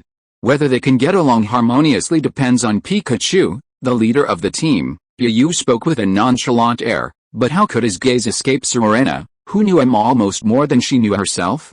Even at this moment, even though Yu had emerged from the battle zone and stood at the edge to watch, his gaze remained fixed on the fighting Pokemon, never leaving their gaze for a moment, as if afraid they would vanish from his sight in the next moment. Serena noticed this, and so did Air and Xiaoxu, though they didn't point it out. Instead, they showed a very tacit understanding smile, and everything was self-explanatory, regional dividing line. Besides, Yu had already successfully defeated Moltres, and it was only a matter of time before he could tame it. At this moment, Moltres was accepting the cruel torture of a group of his future friends. The same scene was also being played out in an area not far from the Kalos region. But compared to the legendary Moltres being beaten by a group of people, it was trembling and unable to resist. The protagonists on this side were also being chased by a large group of bird Pokemon. From time to time, their screams could be heard, ringing in the vast sky. Ah, help, help, I'm sorry, Toucan. I didn't mean to hit you, I was just careless, so don't chase me, Pika Pika. Chapter 866 Xiaozi's Experience. Ouch, ouch, it hurts, it hurts. Stop grabbing my butt, Pikachu, let's run. These toucans are so shameless, they have no moral principles at all. Pika pika beneath the gloomy sky, two figures ran. If it weren't for the scene, one would have thought they were unleashing their youth, their passion. In reality, they were in a state of disarray. It's no surprise that their masters had set out from Pallet Town on their journey, Ash and Pikachu. Ash, now aside unlike his early days, looked completely dusty. Similarly, his Pokémon, Pikachu, was in no better shape. Its adorable face was already covered in dust. Behind them was a vast flock of toucans. At that moment, the toucans were all ferocious, as if Ash and Pikachu owed them millions of Alliance coins and hadn't paid them back. This was the largest debt collection team ever assembled, and one that was actually organized by Pokémon themselves. Pikachu, run. If you're slow, the toucans will catch up. Ash, who was collecting debts from Pikachu, ran faster and encouraged him. The Pikachu, facing his trainer's urging, rolled its eyes in annoyance and shouted at Ash without giving him any respect. Pika pika okay, Pikachu, don't blame me. I just wanted to catch a Pokémon, didn't I? To add a new teammate. But I never imagined that Pidgeot would be so agile and dodge my rock attack. I didn't mean to find Spearow, okay? It was just an accident. Ash, with a similarly depressed look on his face, kept repeating this. Besides, I didn't expect Spearow to evolve by chance. As he spoke of this, tears welled up in his eyes. So this is what happened. After leaving Pallet Town, Ash remained as high-spirited as ever. Far from letting the passing of time dampen his fighting spirit, he became even more excited. And with Pikachu by his side the whole way, Ash didn't seem lonely at all. They chatted and played, and time flew by.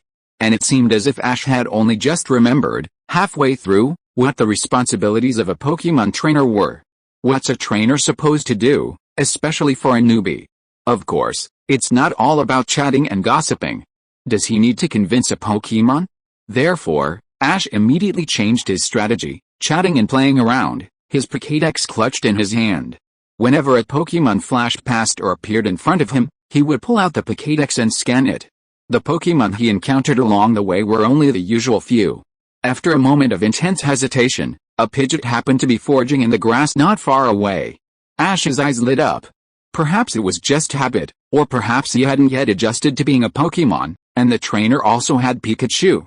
He resorted to the old method, trying to capture wild Pokémon on his own, relying solely on his own strength. So, in this situation, Ash even found a rock from nowhere, hoping to knock the Pidgeot unconscious and capture it. However, that Pidgeot was overly alert, and immediately spotted Ash's next move.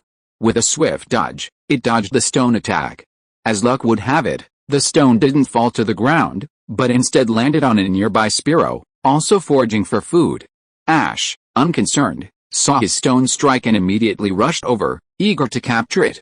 This infuriated the Spearow. It had been enjoying its breakfast in the bushes when a human in front of it ruined it.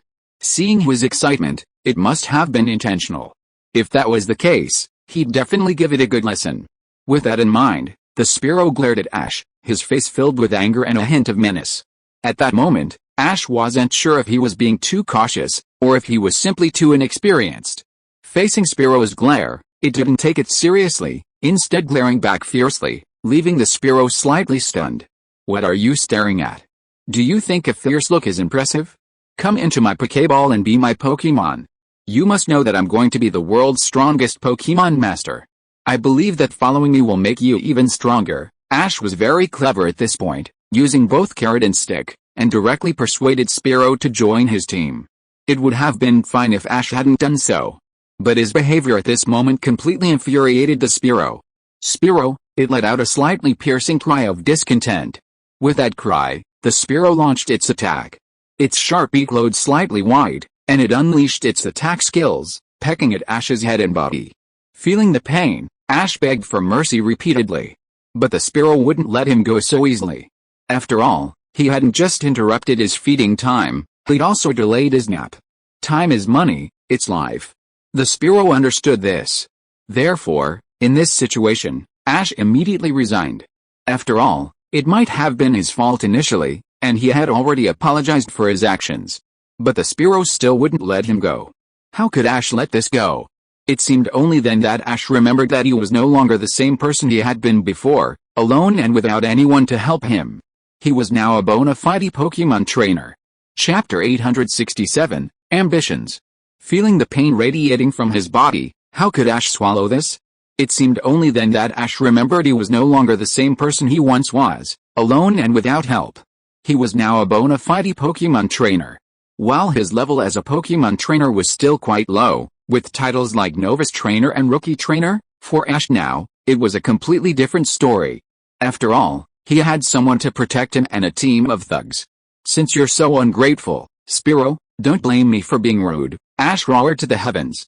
Pikachu, prepare for battle. Seeing his trainer in danger, Pikachu didn't bother to criticize him. His initial confident words faded, and with a quick, brisk leap, he instantly landed between his trainer and Spearow, separating them. Pikachu, following up, didn't disappoint Ash either. He launched a 100,000-volt attack directly at Spearow. Facing the incredibly effective 100,000-volt attack, Spearow was instantly defeated and fled in panic. This, however, left Spearow feeling frustrated and angry.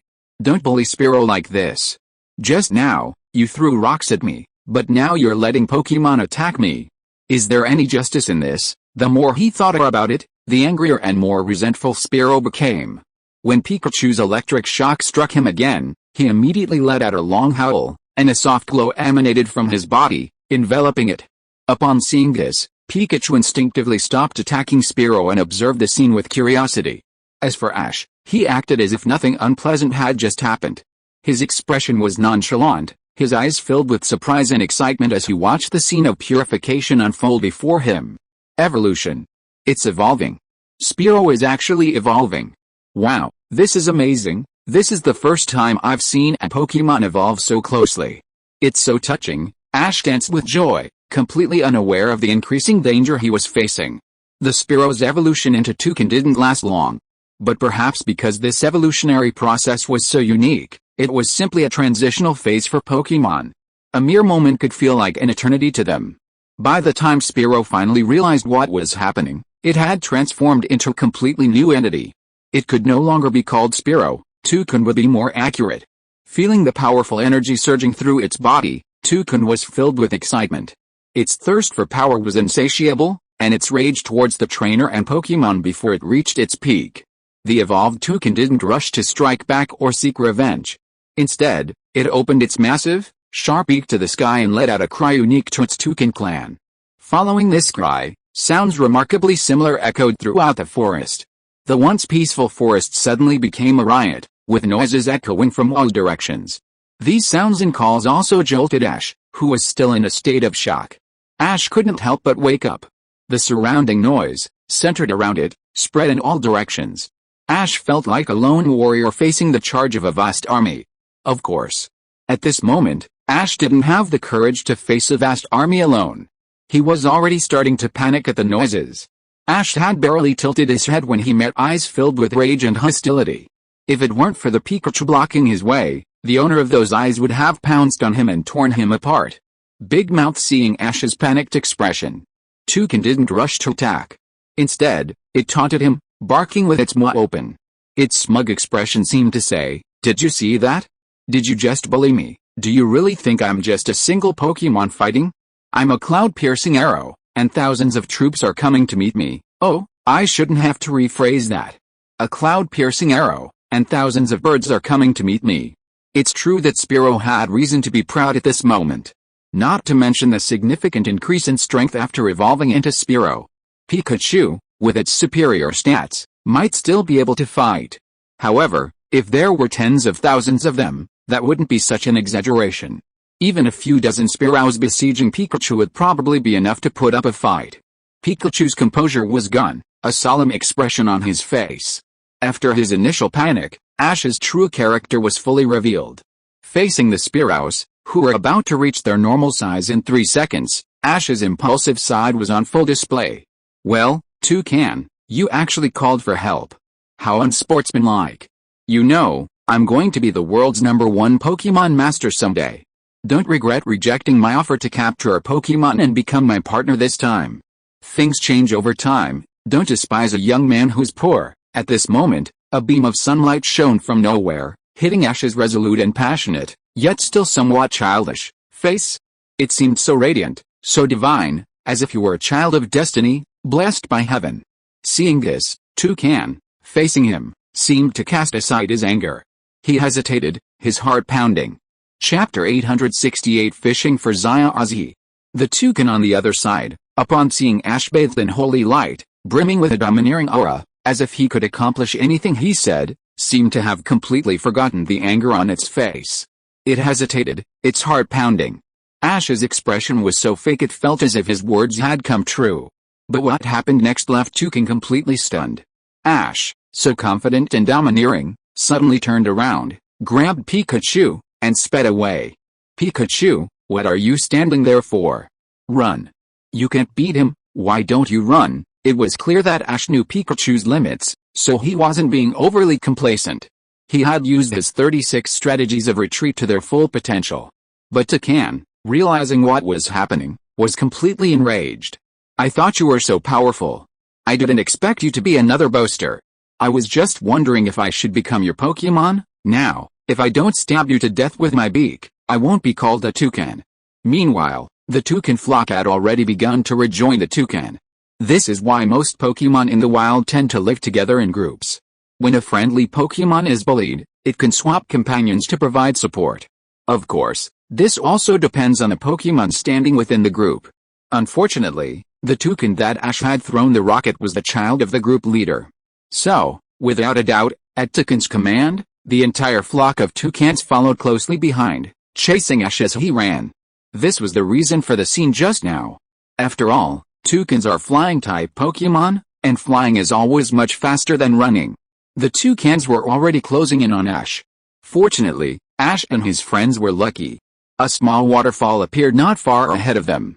Without a second thought, feeling the approaching wind behind him, Ash closed his eyes, grabbed Pikachu, and leaped down. Following the waterfall's current downstream, one would pass a stream, which in turn connected to Viridian City's water supply. As the primary source of water for Viridian City, this stream naturally harbors a high concentration of water-type Pokémon. This attracts many water-loving Pokémon trainers, hoping to catch some powerful and rare water-type Pokémon. At that moment, a fresh, capable young woman, dressed in shorts and a top, with her orange hair tied in a ponytail, held a fishing rod. Sitting by the stream, she stared intently at the floating fish marker, waiting for a Pokémon to take her hook. A red bicycle was parked next to him, making it clear that this girl must be a trainer living in a nearby city, perhaps one that enjoys fishing or catching water-type Pokémon. However, things didn't go as planned. Seeing the girl sighing, it was clear that her fishing results today weren't very good, or perhaps they weren't quite what she'd imagined. But just as she yawned lazily, her expression languid, the fishing rod in her hand suddenly began to shake violently. Is it here? It's hooked. I was really looking forward to catching some Pokémon this time. The girl, who had been somewhat languid, suddenly transformed into a lively and energetic person, as if she hadn't been the one yawning. She gripped the fishing rod tightly with both hands, preventing it from being yanked out of her hands. Then, with a practiced angling motion, she cast it upward with force and began to retrieve. Goodness! Judging by the strength of its struggles, it must be a large creature. Could it be the Gyarados? The girl's whole body trembled as she thought of Gyarados. Although her initial fear of bug-type Pokémon and the initial fear of Gyarados she had felt since childhood due to incidents, had somewhat subsided thanks to the boy's help, bug-type Pokémon might be easier to deal with. After all, the thought of some bug-type Pokémon becoming incredibly beautiful after evolving made her feel a little better. She could even find some comfort in self-adjustment. However, Gyarados' shadow was too great. Even though she had faced Gyarados countless times before with the boy's help, the thought of facing it alone at this crucial moment still frightened her. After all, she had always had the boy by her side when facing Gyarados before, so she wasn't so afraid. But now, if she faced it alone, would she be swallowed by Gyarados again? Even as the girl's thoughts wandered, his movements didn't cease. With deft control of his hands, he swung his rod upward with a powerful upward thrust, pulling the massive creature from the water. Under the sunlight, its true form gradually began to reveal itself. However, upon seeing the true form of the so-called Pokémon, the girl was completely stunned. For no other reason than that it was someone she knew. Ash, why are you here? And what are you doing? Don't tell me you're old enough to be imitating childish ninja games. Who else could the Pokemon the girl had caught with a Rodby but Ash and Pikachu? Ahem. After jumping into the water, Ash was swept along by the current. Then, he felt something snag on his clothes. Then, a huge force suddenly hit him, and he felt a surge of resistance against the water. Then he felt his body being pulled out of the water, but before he could feel happy for long, the pain from the collision with the hard ground made him groan. Chapter 869 Acquaintance. After jumping into the water, Ash was swept along by the current. Then, he felt something snag on his clothes. Then, a powerful force suddenly hit him, and he felt a surge of resistance against the water. He felt himself being pulled straight out of the water, but before he could rejoice for long, the pain from the impact with the hard ground made him groan. Cough, cough, cough. A series of violent coughs echoed again. With each cough, a small amount of water could be seen coughing out of Ash's mouth.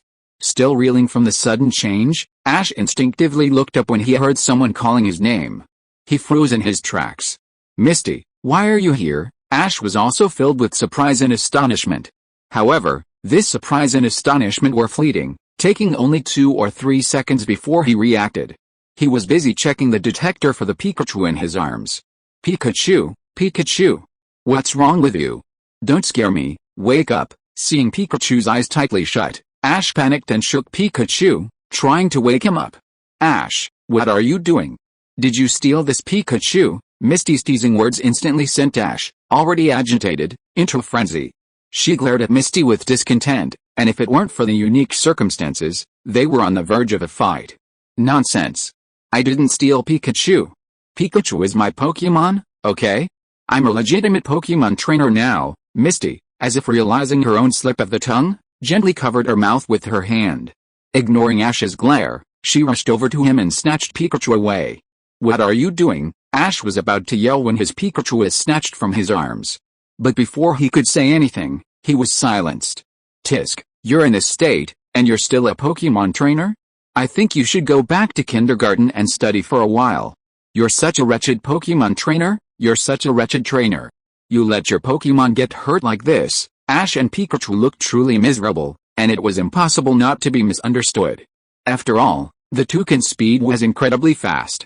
Even though Ash and Pikachu had been running incredibly fast, even at full speed, they still managed to get hit by the toucan's long, sharp beak. As a result, both Ash and Pikachu bore a few scars. Ash, in particular, looked particularly distressed. The sharp beak had ripped Ash's clothes. As expected, when Misty finished speaking, Ash lowered his head in shame and remorse, his mind lost in thought. Ash, you didn't choose to leave today to become a trainer because of the league's special circumstances, did you? Hey, how could Professor Oak and Antonico be so confident in letting you go on this journey alone? If you had half the knowledge of you, perhaps everything would be easier, but you're just so reassuring, Misty muttered, her movements unwavering. After stabilizing Pikachu on the ground, Misty began repeatedly patting its back, then found an open area and began performing Pokemon-style CPR. Ash, as if realizing Misty was helping him, gradually calmed down and obediently closed his mouth.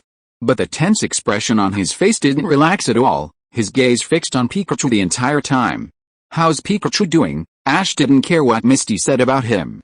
His mind was now preoccupied with Pokemon-related matters. Don't worry, Pikachu's fine. He just choked. I don't have Yu's medical prowess, but I do know how to handle minor issues like this. Misty glared at Ash. Is that so? Thank you so much, Misty. You've been so helpful. I wouldn't know what I'd do otherwise. Ash finally let out a relieved smile and thanked Misty profusely. Indeed, Misty and Ash knew each other, and they'd known each other for a long time. And their acquaintance was all thanks to Yu, the middleman. It turned out that Yu was Professor Oak's nominal student at the time. Whenever Professor Oak gave a lecture, he would more or less always accompany him to the Pokemon Academy. It was during that time that Yu and Misty met. After all, Misty had to stay at the school due to family reasons. Yu, likewise, stayed at the school because Professor Oak's lectures took several days. They met and became acquainted. It was through Yu that Misty and Satoshi met. Later, whenever they had free time, they would get together and play. Of course, this wasn't just about the three of them, but just Yu and Misty. Of course, they were also friends with Satoshi. Otherwise, Misty wouldn't have had to talk to him in such a dignified manner. Sure enough, with Misty's manipulations, Pikachu, who had been unconscious and distressed, slowly opened his eyes.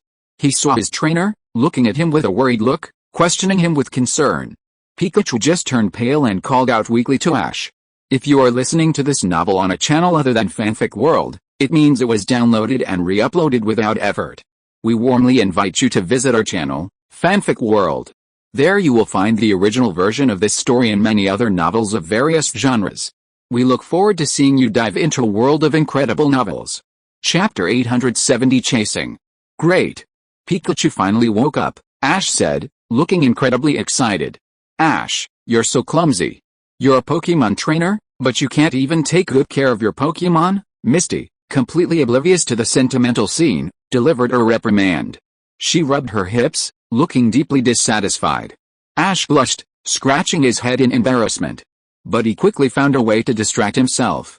He picked up Pikachu and introduced him directly to Misty. Pikachu, this is Misty. He just saved your life. Tell him thank you. Pikachu was incredibly considerate. Seeing his trainer say that, he weakly called out to Misty, as if to thank her. Pikachu, nice to meet you too. Misty remained incredibly gentle with the Pokemon, completely devoid of the grumpiness she displayed with Ash. This scene made Xiaozhi extremely depressed. The difference in treatment was too great. They were both humans and Pokemon, there was no difference, right? But why? After gently stroking Pikachu's fur once more, Xiaozhi finally seemed to remember something important. Curious, she asked, Xiaozhi, what were you and Pikachu doing just now? Were you playing some boring ninja game like we did when we were kids? You've actually made such a mess of yourself, it's really embarrassing. Xiaozhi glanced at Xiaozhi with a frown. Clearly, this wasn't the first time she'd seen Xiaozhi act this way. When they were little, whenever Xiaozhi went to play with you, Xiaozhi would always drag them into some ninja game if he found them. Diving and swimming were especially common. How is that possible? Ash's face flushed with shame, seemingly recalling the childish games he played as a child. Like a Meowth whose tail had been stepped on, he instantly shrieked with fear who'd play such a boring game?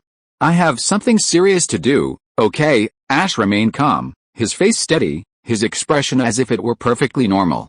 But then, as if to confirm his words, a sudden cacophony of chirps echoed from the horizon, accompanied by the fluttering of wings. Ash, standing with his back to the world, didn't see what was happening behind him. Misty, standing across from Ash, saw the scene clearly. Her beautiful eyes widened, her confidence gone, and a look of fear settled over her face. Wild Pokemon are generally higher level and more aggressive than domesticated Pokemon. This is why trainers generally dislike encountering wild Pokemon in the wild. After all, provoking one Pokemon in their pack is like provoking them all. This is no joke, but by sheer chance, the fledgling trainer Ash had provoked a flock of toucans. After Ash and Pikachu jumped into the water, the toucans, observing from the sky, briefly lost sight of the man and his pet. After a brief hesitation, the toucans, far from giving up, dispersed to search. This is when the advantages of flying-type Pokemon become fully apparent. Their flight acts like a radar, capturing everything in their path. This is why the toucans arrived just as Misty and Ash were chatting. Miss, what's wrong with you? What's that face of yours? It's hilarious. Faced with Misty's strange, terrified expression, Ash remained completely unsure. Not only that, he even laughed out loud. Meanwhile, Pikachu, held in Ash's arms, happened to witness a flock of toucans approaching. Their menacing demeanor made it clear they weren't good people. The leading toucan, in particular, had a noticeable swelling on its head. If it wasn't the toucan he'd just taught a lesson, who else could it be? After a brief moment of shock, Pikachu instantly realized what was happening. Despite his weakness, he screamed and struggled. Ash was completely bewildered by Pikachu's movements. He assumed Pikachu was feeling unwell and trying to break free from his warm embrace, so he held it tighter. Feeling the hold tightening, Pikachu grew increasingly anxious, almost wanting to cry. Brother, I'm calling you brother, just let go. Don't you see a flock of toucans charging towards us from behind? Why aren't you running now? Pikachu, Pikachu, Pikachu. But no matter how Pikachu struggled or screamed, Ash remained unmoved. Pikachu, be good, don't move. You're seriously injured, you need to rest for a while. Ash, look behind you. Misty finally caught on, but her voice trembled as she pointed behind Ash. Is there something behind me? Could there be some rare Pokémon? If so, I'll have to look closer to see what it is. It's true that for someone as simple-minded and Pokémon-loving as Ash, almost any topic of conversation could turn to Pokémon. With a beaming smile of anticipation, Ash, cradling a frail Pikachu in his arms, looked in the direction Misty pointed. But in the blink of an eye, his smile froze. He reacted in a split second. Oh my god! Why are there a flock of toucans following us? Ash screamed, nearly throwing Pikachu from his arms. Fortunately, he reacted quickly and avoided any further harm to Pikachu. Chapter 871 The attack begins. Oh my god! Why are the toucans following us? Xiaozhi screamed unconsciously, nearly throwing the Pikachu he was holding because of Jinxia. Luckily, he reacted quickly and didn't do anything to harm Pikachu. Xiaozhi's next move was also swift. Before Xiaoxia could even react, he felt a dark shadow flash past him. Looking closely, he saw that his bicycle, which had been parked nearby, had been stepped on by Xiaozhi. The basket where he had put his belongings was gone, replaced by the petite figure of Pikachu. Hey, Xiaozhi, what are you doing? That's my bicycle. Stop right there. And you're so disloyal. You actually left me alone in the face of a flock of toucans. How dare you? Xiaoxia's temper flared up instantly, like a powder keg, exploding without needing to be ignited. But at this point, Xiaozhi wouldn't listen. He left with just a few words before pedaling away on his bike. I'm sorry, Misty. I'll take your bike first. I'll give it back to you later. Xiaoxia couldn't help but twitch her lips. She watched the cyclist's back gradually disappear from her sight. She was now regretting why she hadn't caught him and beat him up beforehand. At least that way, he wouldn't have taken her bike. Xiaoxia's chest rose and fell with her heavy breathing, though perhaps because of the airport, it wasn't very noticeable at the moment. But it was enough to prove his anger. He'd faced danger and snatched her bike and run away. This guy was truly a worthless person. He had no gentlemanly manners or manliness at all. Her pretty face flushed even more, not out of shyness, but pure anger. But then, Xiaoxia didn't have time to dwell on it. She quickly gathered up her hoist and slings and made a move to flee. After all, this was a dangerous place. As for why Misty didn't forget her slings before leaving, was she so obsessed with her possessions that she'd rather die than live? It was more of the same. If she could pack up her belongings quickly and confidently, why not? Besides, those slings were the lifeblood of Misty, the future water master and current mermaid beauty. She wouldn't leave without them, no matter what. But what puzzled Misty was that the flock of toucans flying overhead didn't even glance at her. Instead, they simply ignored her and continued their pursuit. Looking in the direction the toucans were heading, wasn't that the spot where Xiaozhi had just left on his bike? What's this kid up to again? I have to check it out. How am I going to explain this to you? Upon seeing that scene again, Misty frowned, stamping her feet in anger. But when she thought of a certain man, her expression softened. After packing the hoist and the gear into his space backpack, he shouldered it. After packing his Pokeballs, he hurried in the direction Ash and the others had left. Meanwhile, Ash, having quickly left Misty's side on his bicycle, continued along a well-trodden path through the forest. While he had no idea where the path led, this didn't affect his desire to escape the spotlight with Pikachu. With the aid of his bicycle, Ash felt even more like a divine being, practically pedaling his bike like a whirlwind. It simply proved the old saying, nothing on the ground can be as fast as flying. In a matter of moments, the toucans were already ahead of Ash, and when he looked back, he spotted them in his sight. After taking another look at Pikachu, lying in the basket, the worry on his face remained undimmed, and his pace quickened. Hurry, hurry, hurry, Ash hurriedly steered his bicycle. His only thought was to get out of this dangerous place and keep Pikachu safe. After all, Pikachu's condition was inextricably linked to him, his trainer. The flock of toucans flying overhead, especially the one leading them, with a large bump on its head, lit up with excitement upon seeing Ash's back. They shouted and called out to their companions. The leading toucans took off first, and not only that, their long, sharp beak glowed white. As if sensing the cold light from behind, Ash felt a chill in his heart, and he quickly relied on his instincts to steer his bicycle. Big beak, the long, sharp beak pierced through, making a faint sound through the air. Fortunately, Ash was quick-witted and snatched the beak away without any danger. After missing its first attack, Toucan was momentarily stunned, then, unconvinced, launched another attack. While Xiaozhi might be somewhat weak in other areas, he was exceptionally skilled in athletics. His reflexes were particularly sharp and incredibly quick. After dodging another attack with his years of cycling skills, Xiaozhi, still feeling a bit uneasy, didn't want to engage Toucan any further, and his pace quickened. It was unclear whether it was the sudden acceleration or something else. The bicycle spun outward, sending up a cloud of dust. The dust spray hit Toucan's face, causing it to cough repeatedly. Facing this scene, Toucan felt like it had been tricked, and its anger level soared, instantly reaching its limit. It seemed as if Toucan had previously issued some order or instruction to the flock. The remaining toucans didn't make any rash moves, just fluttering their wings in the air, watching the scene before them. The leading toucans had said that they were only there to help hold the fort, and that they would personally handle the situation when the time came. Chapter 872 Accident. Because of the toucans, the other toucans simply watched silently from behind, making no move to attack. Even so, facing the toucan's attack, Ash remained utterly distraught, dodging left and right. Fortunately, Misty's bicycle was of excellent quality. Crossing mountains and hills was no problem, and Ash handled small distances and dodging with ease. But this, infuriating the toucans, completely irritated them. With a powerful flap of its wings, it launched its massive body directly towards Ash's back, intending to use this simple and brutal method to completely free Ash from the bicycle, which still supported it. It was unclear whether this was a coincidence or divine intervention. Meanwhile, Pikachu, who had been awake but exhausted from his injuries, had been placed in front of the bicycle by Ash, still drowsy in the basket. It seemed as if Pikachu suddenly came to its senses and regained consciousness.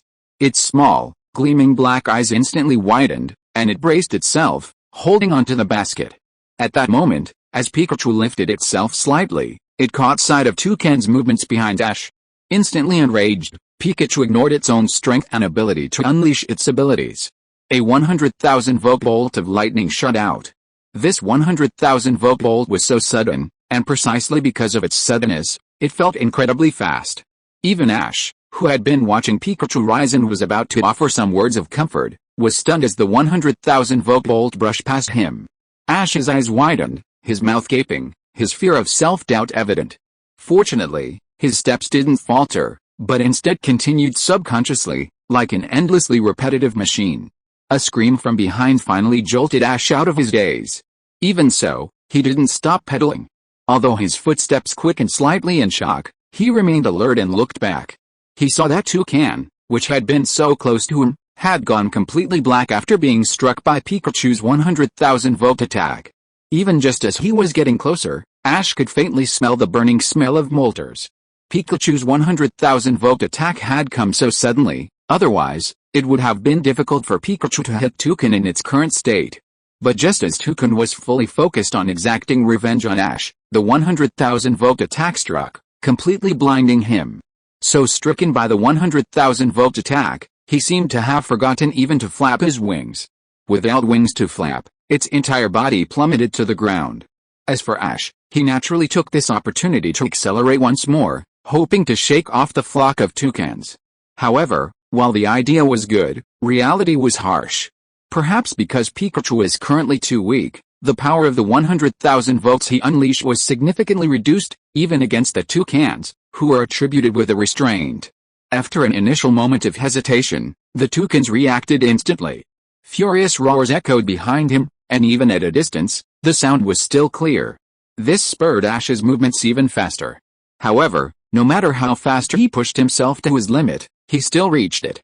Breaking through that limit was no easy task. Meanwhile, the toucan seemed completely enraged and irrational, completely irritated by the sudden onslaught of 100,000 volts. Ignoring his earlier assertion to his companions that revenge was the only way to feel fulfilled, he immediately shouted and called upon his tribe to launch a relentless attack on Ash. His only remaining thought was to give this human before him a good beating for his impudence. As long as he could avenge himself, everything else mattered. It must be said that Pikachu's 100,000-volt attack was like stirring up a hornet's nest. But the consequences were even more severe. After all, facing a siege by a flock of toucans wasn't like facing a swarm of Beedrills. These toucans were extremely vindictive, and unless they were sufficiently formidable to forcibly relinquish their vengeance, the rebellion would likely continue unabated. With the toucans' excitement stirring, the toucans were all ablaze with excitement. The weather at that moment seemed to foreshadow Xiaozhi's melancholy. The once cloudless, sunny sky was now shrouded in a blanket of dark clouds. This created an indescribable sense of oppression, a kind of calm before a storm. Xiaozhi might normally have been surprised by the sudden change in weather, but now he had no time. Perhaps it was because he was riding his bike too fast. Xiaozhi accidentally hit a stone, and the sudden and violent jolt of the bike shook him several times. Coupled with the dusty and slippery road, there was no foothold to control the bike, and Xiaozhi, along with Pikachu, who was among the men, was thrown directly into the air. This fall was a truly devastating one. Both he and his pet were already bruised and battered from the previous incident. After this fall, they were almost unable to get up. However, thinking of the flock of toucans approaching from behind, Xiaozhi could only endure the discomfort and pain in his body. He struggled to get up from the ground, pushed the bicycle that had fallen beside him, and after setting it up, he pretended to pick up the fallen Pikachu and put it back in the basket to let it rest. Chapter 873 Pikachu's Struggle. After struggling to get up, Ash pushed the bicycle that had fallen beside him. After setting it up, he made a move to pick up Pikachu, who had fallen off the ground, and put it back in the basket to rest. But just at that moment, the toucans, who had been left behind, caught up again. The toucans, now in pursuit, were filled with excitement upon seeing Ash and Pikachu. Each one was like a hungry Pokémon that hadn't eaten for days and nights, and Ash and Pikachu were like pieces of meat, eager to devour them. Seeing the toucans approaching, Ash didn't even bother to put Pikachu in the basket. He quickly set Pikachu on the ground, then quickly took off his jacket and wrapped it around Pikachu. By the time he finished, the toucans had already arrived. Ash quickly crouched down, firmly protecting the Pikachu beneath him. Faced with this scene, the toucans didn't hesitate. After all, every wrong has its perpetrator, and the trainer they were targeting was the target of their vengeance. As for the Pokémon, they believed their trainer was to blame and they were innocent. Wild Pokémon might think so, but captive Pokémon didn't. They believed there were no innocent Pokémon in this world, only their trainer's supreme command prevailed. And so, perhaps out of a desire to protect his own Pikachu, Ash didn't offer any resistance against the toucan's attack. He simply lay there quietly, occasionally groaning in pain. But his body was as solid as a rock, firmly protecting Pikachu beneath him. Each of the big mouths used their sharp beaks to lash out at Ash's body, punctuated by occasional shrill laughs. Of course, it's unclear whether the big mouths were hesitant or perhaps harboring some hidden agenda. While besieging Ash, none of their fellow big mouths used any special abilities, not even melee. Simply relying on their physical advantage, their sharp, slender beaks pierced Ash's body like spears, sending ripples of pain that nearly sent him reeling. However, thinking of the remaining Pikachus he needed to protect, Ash forced himself to stay awake. He knew that if he fainted, both he and Pikachu would be doomed. Therefore, Ash endured the pain. But the pain was excruciating, and his once rosy face paled. As if to ease the pain, or perhaps to numb himself, Ash lay motionless, his eyes slightly closed. It was as if this was the only way to block out the pain. However, neither the swarms of toucans who were fiercely protecting Pikachu nor the surrounding swarms who continued to attack were aware that Pikachu had regained consciousness and was quietly observing everything outside. But when he sensed that his trainer, Ash, was taking all the damage to protect him, an indescribable expression crossed Pikachu's mind. A complex expression filled his small eyes. Was his trainer sacrificing his own life to protect him? He just kept on staring. Pikachu seemed lost in thought, lost in some emotion. However, his thoughts didn't last long, and he quickly regained consciousness. He didn't care about his own condition or whether his injuries had healed. He quickly shouted from beneath Ash, demanding that he get up and let him out. But how could Ash, completely consumed by pain, feel anything? To soothe the pain, he seemed to shut down all his senses, completely severing all ties with the outside world. This scene only infuriated Pikachu further. His pent-up anger had reached a peak, and he desperately needed an outlet. And the toucan seemed to be the perfect outlet. Using his own body, the dainty Pikachu wriggled out of Ash's arms. The dark clouds thickened even more, covering the small area of forest. It felt as if light had been completely lost, a feeling devoid of warmth and instead a faint chill. The wind howled relentlessly, swaying the surrounding trees. The swaying trees seemed to cheer the toucans on at the scene unfolding within the forest. It was as if it were weeping for Ash's current predicament, even as if it were cheering him up, now weakened and collapsed, encouraging him to stand up again. Suddenly, a loud explosion echoed from the horizon, as if even the heavens had given up hope and wanted the toucans to stop. But how could the toucans obey the heavens so obediently at this moment? As if enraged by the toucan's disregard for its warnings, the heavens grew even more furious, sending down thick bolts of lightning, accompanied by deafening roars of thunder. Meanwhile, because Pikachu had emerged from beneath Ash's protection, the surrounding toucans grew wary of Pikachu. Therefore, despite their reluctance, they stopped their actions. Each one of them looked at the man and his pet with unfriendly eyes. Having emerged from Satoshi's embrace, Pikachu finally had the chance to assess Satoshi's current physical condition. It was, to put it mildly, miserable. His clothes, tattered like rags, clung to him. Through the clothes, which looked indistinguishable from being clothed, Pikachu could now clearly see Satoshi's current physical condition. Chapter 874 Face to Face. His tattered clothes, like rags, clung to him. Through the fabric, which looked almost indistinguishable whether he was wearing anything or not, Pikachu could now clearly see the state of Ash's body. It was no exaggeration to say that Ash's flesh was covered in bruises, not a single piece of healthy flesh remaining. However, despite the immense damage he had sustained, Ash maintained a modicum of composure. Sensing the movement within his arms, he knew it was Pikachu's doing and immediately attempted to stop it. Though Ash was conscious, he couldn't tell if it was due to the stiffness from holding the position for so long, or if the pain was caused by the multiple wounds inflicted by the toucan's attacks. Ash tried desperately to stop Pikachu's next move, but his body refused to obey. He could only slightly raise his head, watching Pikachu's body collapse to the ground, now limp without his support. From this angle, Pikachu's previously petite figure now seemed incredibly tall. Stretching out a hand with great difficulty, Ash attempted to grasp the seemingly petite, yet in reality, immensely majestic figure before him. Having just turned his back to Ash, he silently vowed to protect his seemingly foolish, yet deeply caring trainer. When Pikachu raised his head again, he saw the flock of toucans, now fearful and hesitant to move forward, due to the somewhat intimidating aura emanating from him. His eyes gradually grew colder, and the aura emanating from him became oppressive and violent. This was the peak aura of a lightning-type being. However, just as Pikachu was about to unleash this aura, he felt something grab his leg.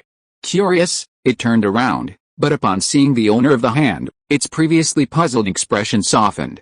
It flashed a brilliant, sunny smile at Ash, giving him no sign of the menacing look it had held just a moment before. Pikachu. No, Ash was about to say something, but his current physical condition wouldn't allow for much thought, so he could only struggle and stumble. But before he could finish, Pikachu interrupted, its cry filled with intense excitement. Pika, as if to accentuate Pikachu's power, bolts of lightning occasionally struck from the dark, overcast sky. Perhaps due to its own powerful aura, or perhaps due to divine intervention, it seemed as if even the heavens were helping Pikachu achieve his impressive feat. Bolts of lightning, brimming with fury, centered directly on Pikachu, struck in all directions, creating small explosions. It wasn't clear if it was frightened, or if it was simply because his body was no longer able to exert any strength. Ash's grip on Pikachu's calf was effortlessly released by Pikachu. It was as if it feared its training would hinder it in the upcoming battle. After freeing its calf, Pikachu didn't stay put, but instead sprinted forward.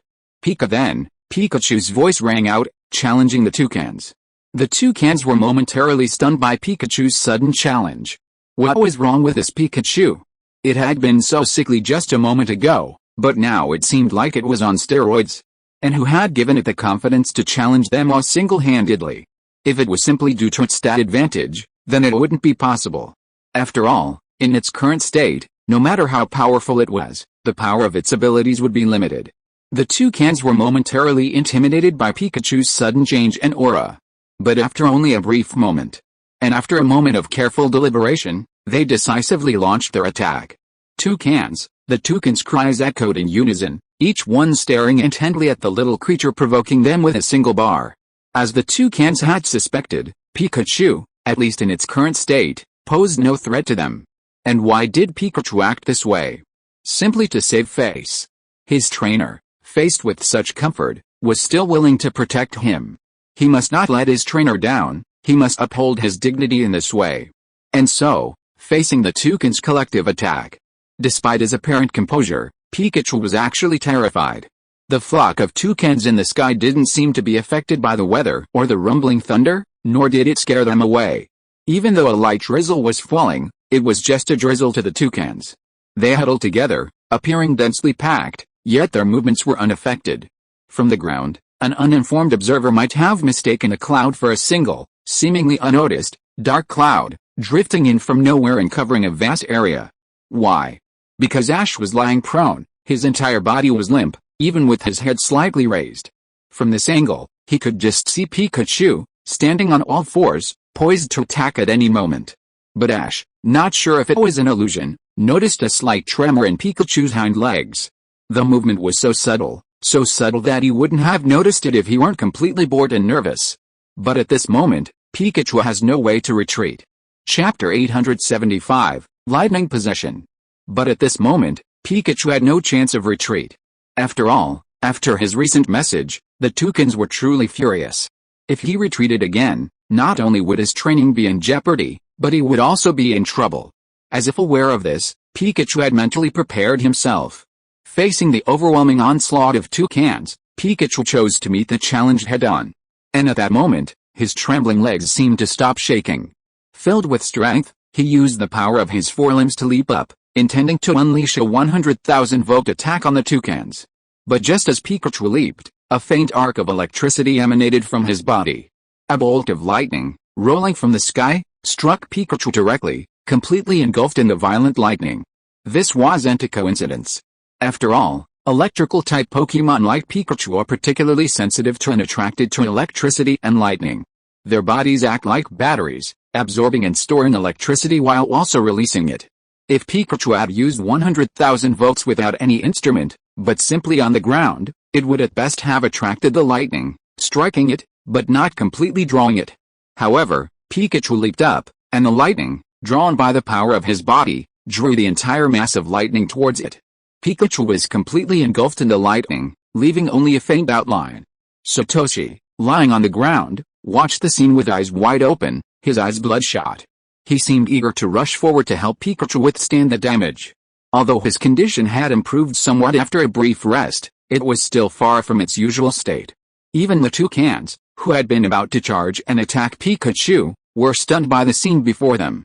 They neither advanced nor retreated, simply standing there in a daze. It wasn't their fault, of course. As flying-type Pokémon, they were deeply afraid of the power of electricity, especially since lightning was a natural phenomenon, making its power even more terrifying. They didn't dare advance, not even realizing they'd only struck Pikachu from a distance. However, as if sensing a huge loss, the toucans didn't retreat. They hovered overhead, flapping their wings, watching the unfolding events. What neither Ash nor the toucans knew was that Pikachu, under the baptism of lightning, was undergoing subtle changes. Of course, these changes weren't transformations, they were simply a surge of power surging through Pikachu's body. To use an analogy, Pikachu is a battery. This lightning bolt acts as a charger, recharging the battery's charge, potentially even causing it to explode. Thus, Pikachu experienced a blessing in disguise, enjoying a temporary boost from the lightning. However, even as the analogy suggests, a battery's capacity to withstand electricity is limited. Once the capacity is exceeded, it could explode at any moment. Pikachu is in this exact situation. While the lightning's power briefly restored Pikachu's physical state to peak condition, even reaching a state currently unattainable, this lightning effect doesn't necessarily elevate the Pokémon's own combat power. Rather, it significantly increases the power of Pikachu's electric-type abilities. While Pikachu's current strength is barely at the elite level, the powerful electric-type abilities he'll unleash are practically near elite. Because of this, while lightning brings benefits to Pikachu, it also has some drawbacks. Because its physical strength is limited, Pikachu will feel extremely uncomfortable after being subjected to excessive electrical shock. The only way to alleviate this pain is to drain the internal electrical charge. However, after draining the internal charge, Pikachu will enter a relatively weakened state. Overall, there are both advantages and disadvantages. However, Excellent Pokemon trainers generally avoid using this technique unless absolutely necessary. After all, it not only causes some damage to the Pokemon itself, but the Pokemon that is affected will also be somewhat damaged. Rather than constantly relying on external aid, it is better to strengthen one's own strength. While lightning is powerful, some naturally powerful Pokemon, such as Flash, can surpass the power of lightning-infused electric attacks. Faced with this situation, Pikachu had no choice but to accept it. Empowered by the natural lightning, Pikachu felt his condition was better than ever. Looking across at the group of toucans, who were still standing in midair and facing him, Pikachu simply gave a malicious smile. It's been great chasing you all this time, right? So, now it's my turn. And I must avenge my master, and myself as well. Recharged by the lightning, Pikachu didn't seem to have any particular changes. He simply felt more energetic. But what Pikachu showed next completely overturned all the Pokemon and humans' expectations. After landing, Pikachu didn't rush and unleashed his ultimate move. He felt a surge of electrical energy within him, a force that threatened to burst forth at any moment if he hadn't forcibly suppressed it. He examined his body with curiosity, and only after confirming it was still his own, with no missing parts, did he breathe a sigh of relief. End of this chapter. Thank you so much for reading until the end. Don't forget to give it a like. Looking for more exclusive content and immediate access? Subscribe to our Patreon. Remember, every like, subscription or donation encourages us to continue. Thank you all. See you in the next video.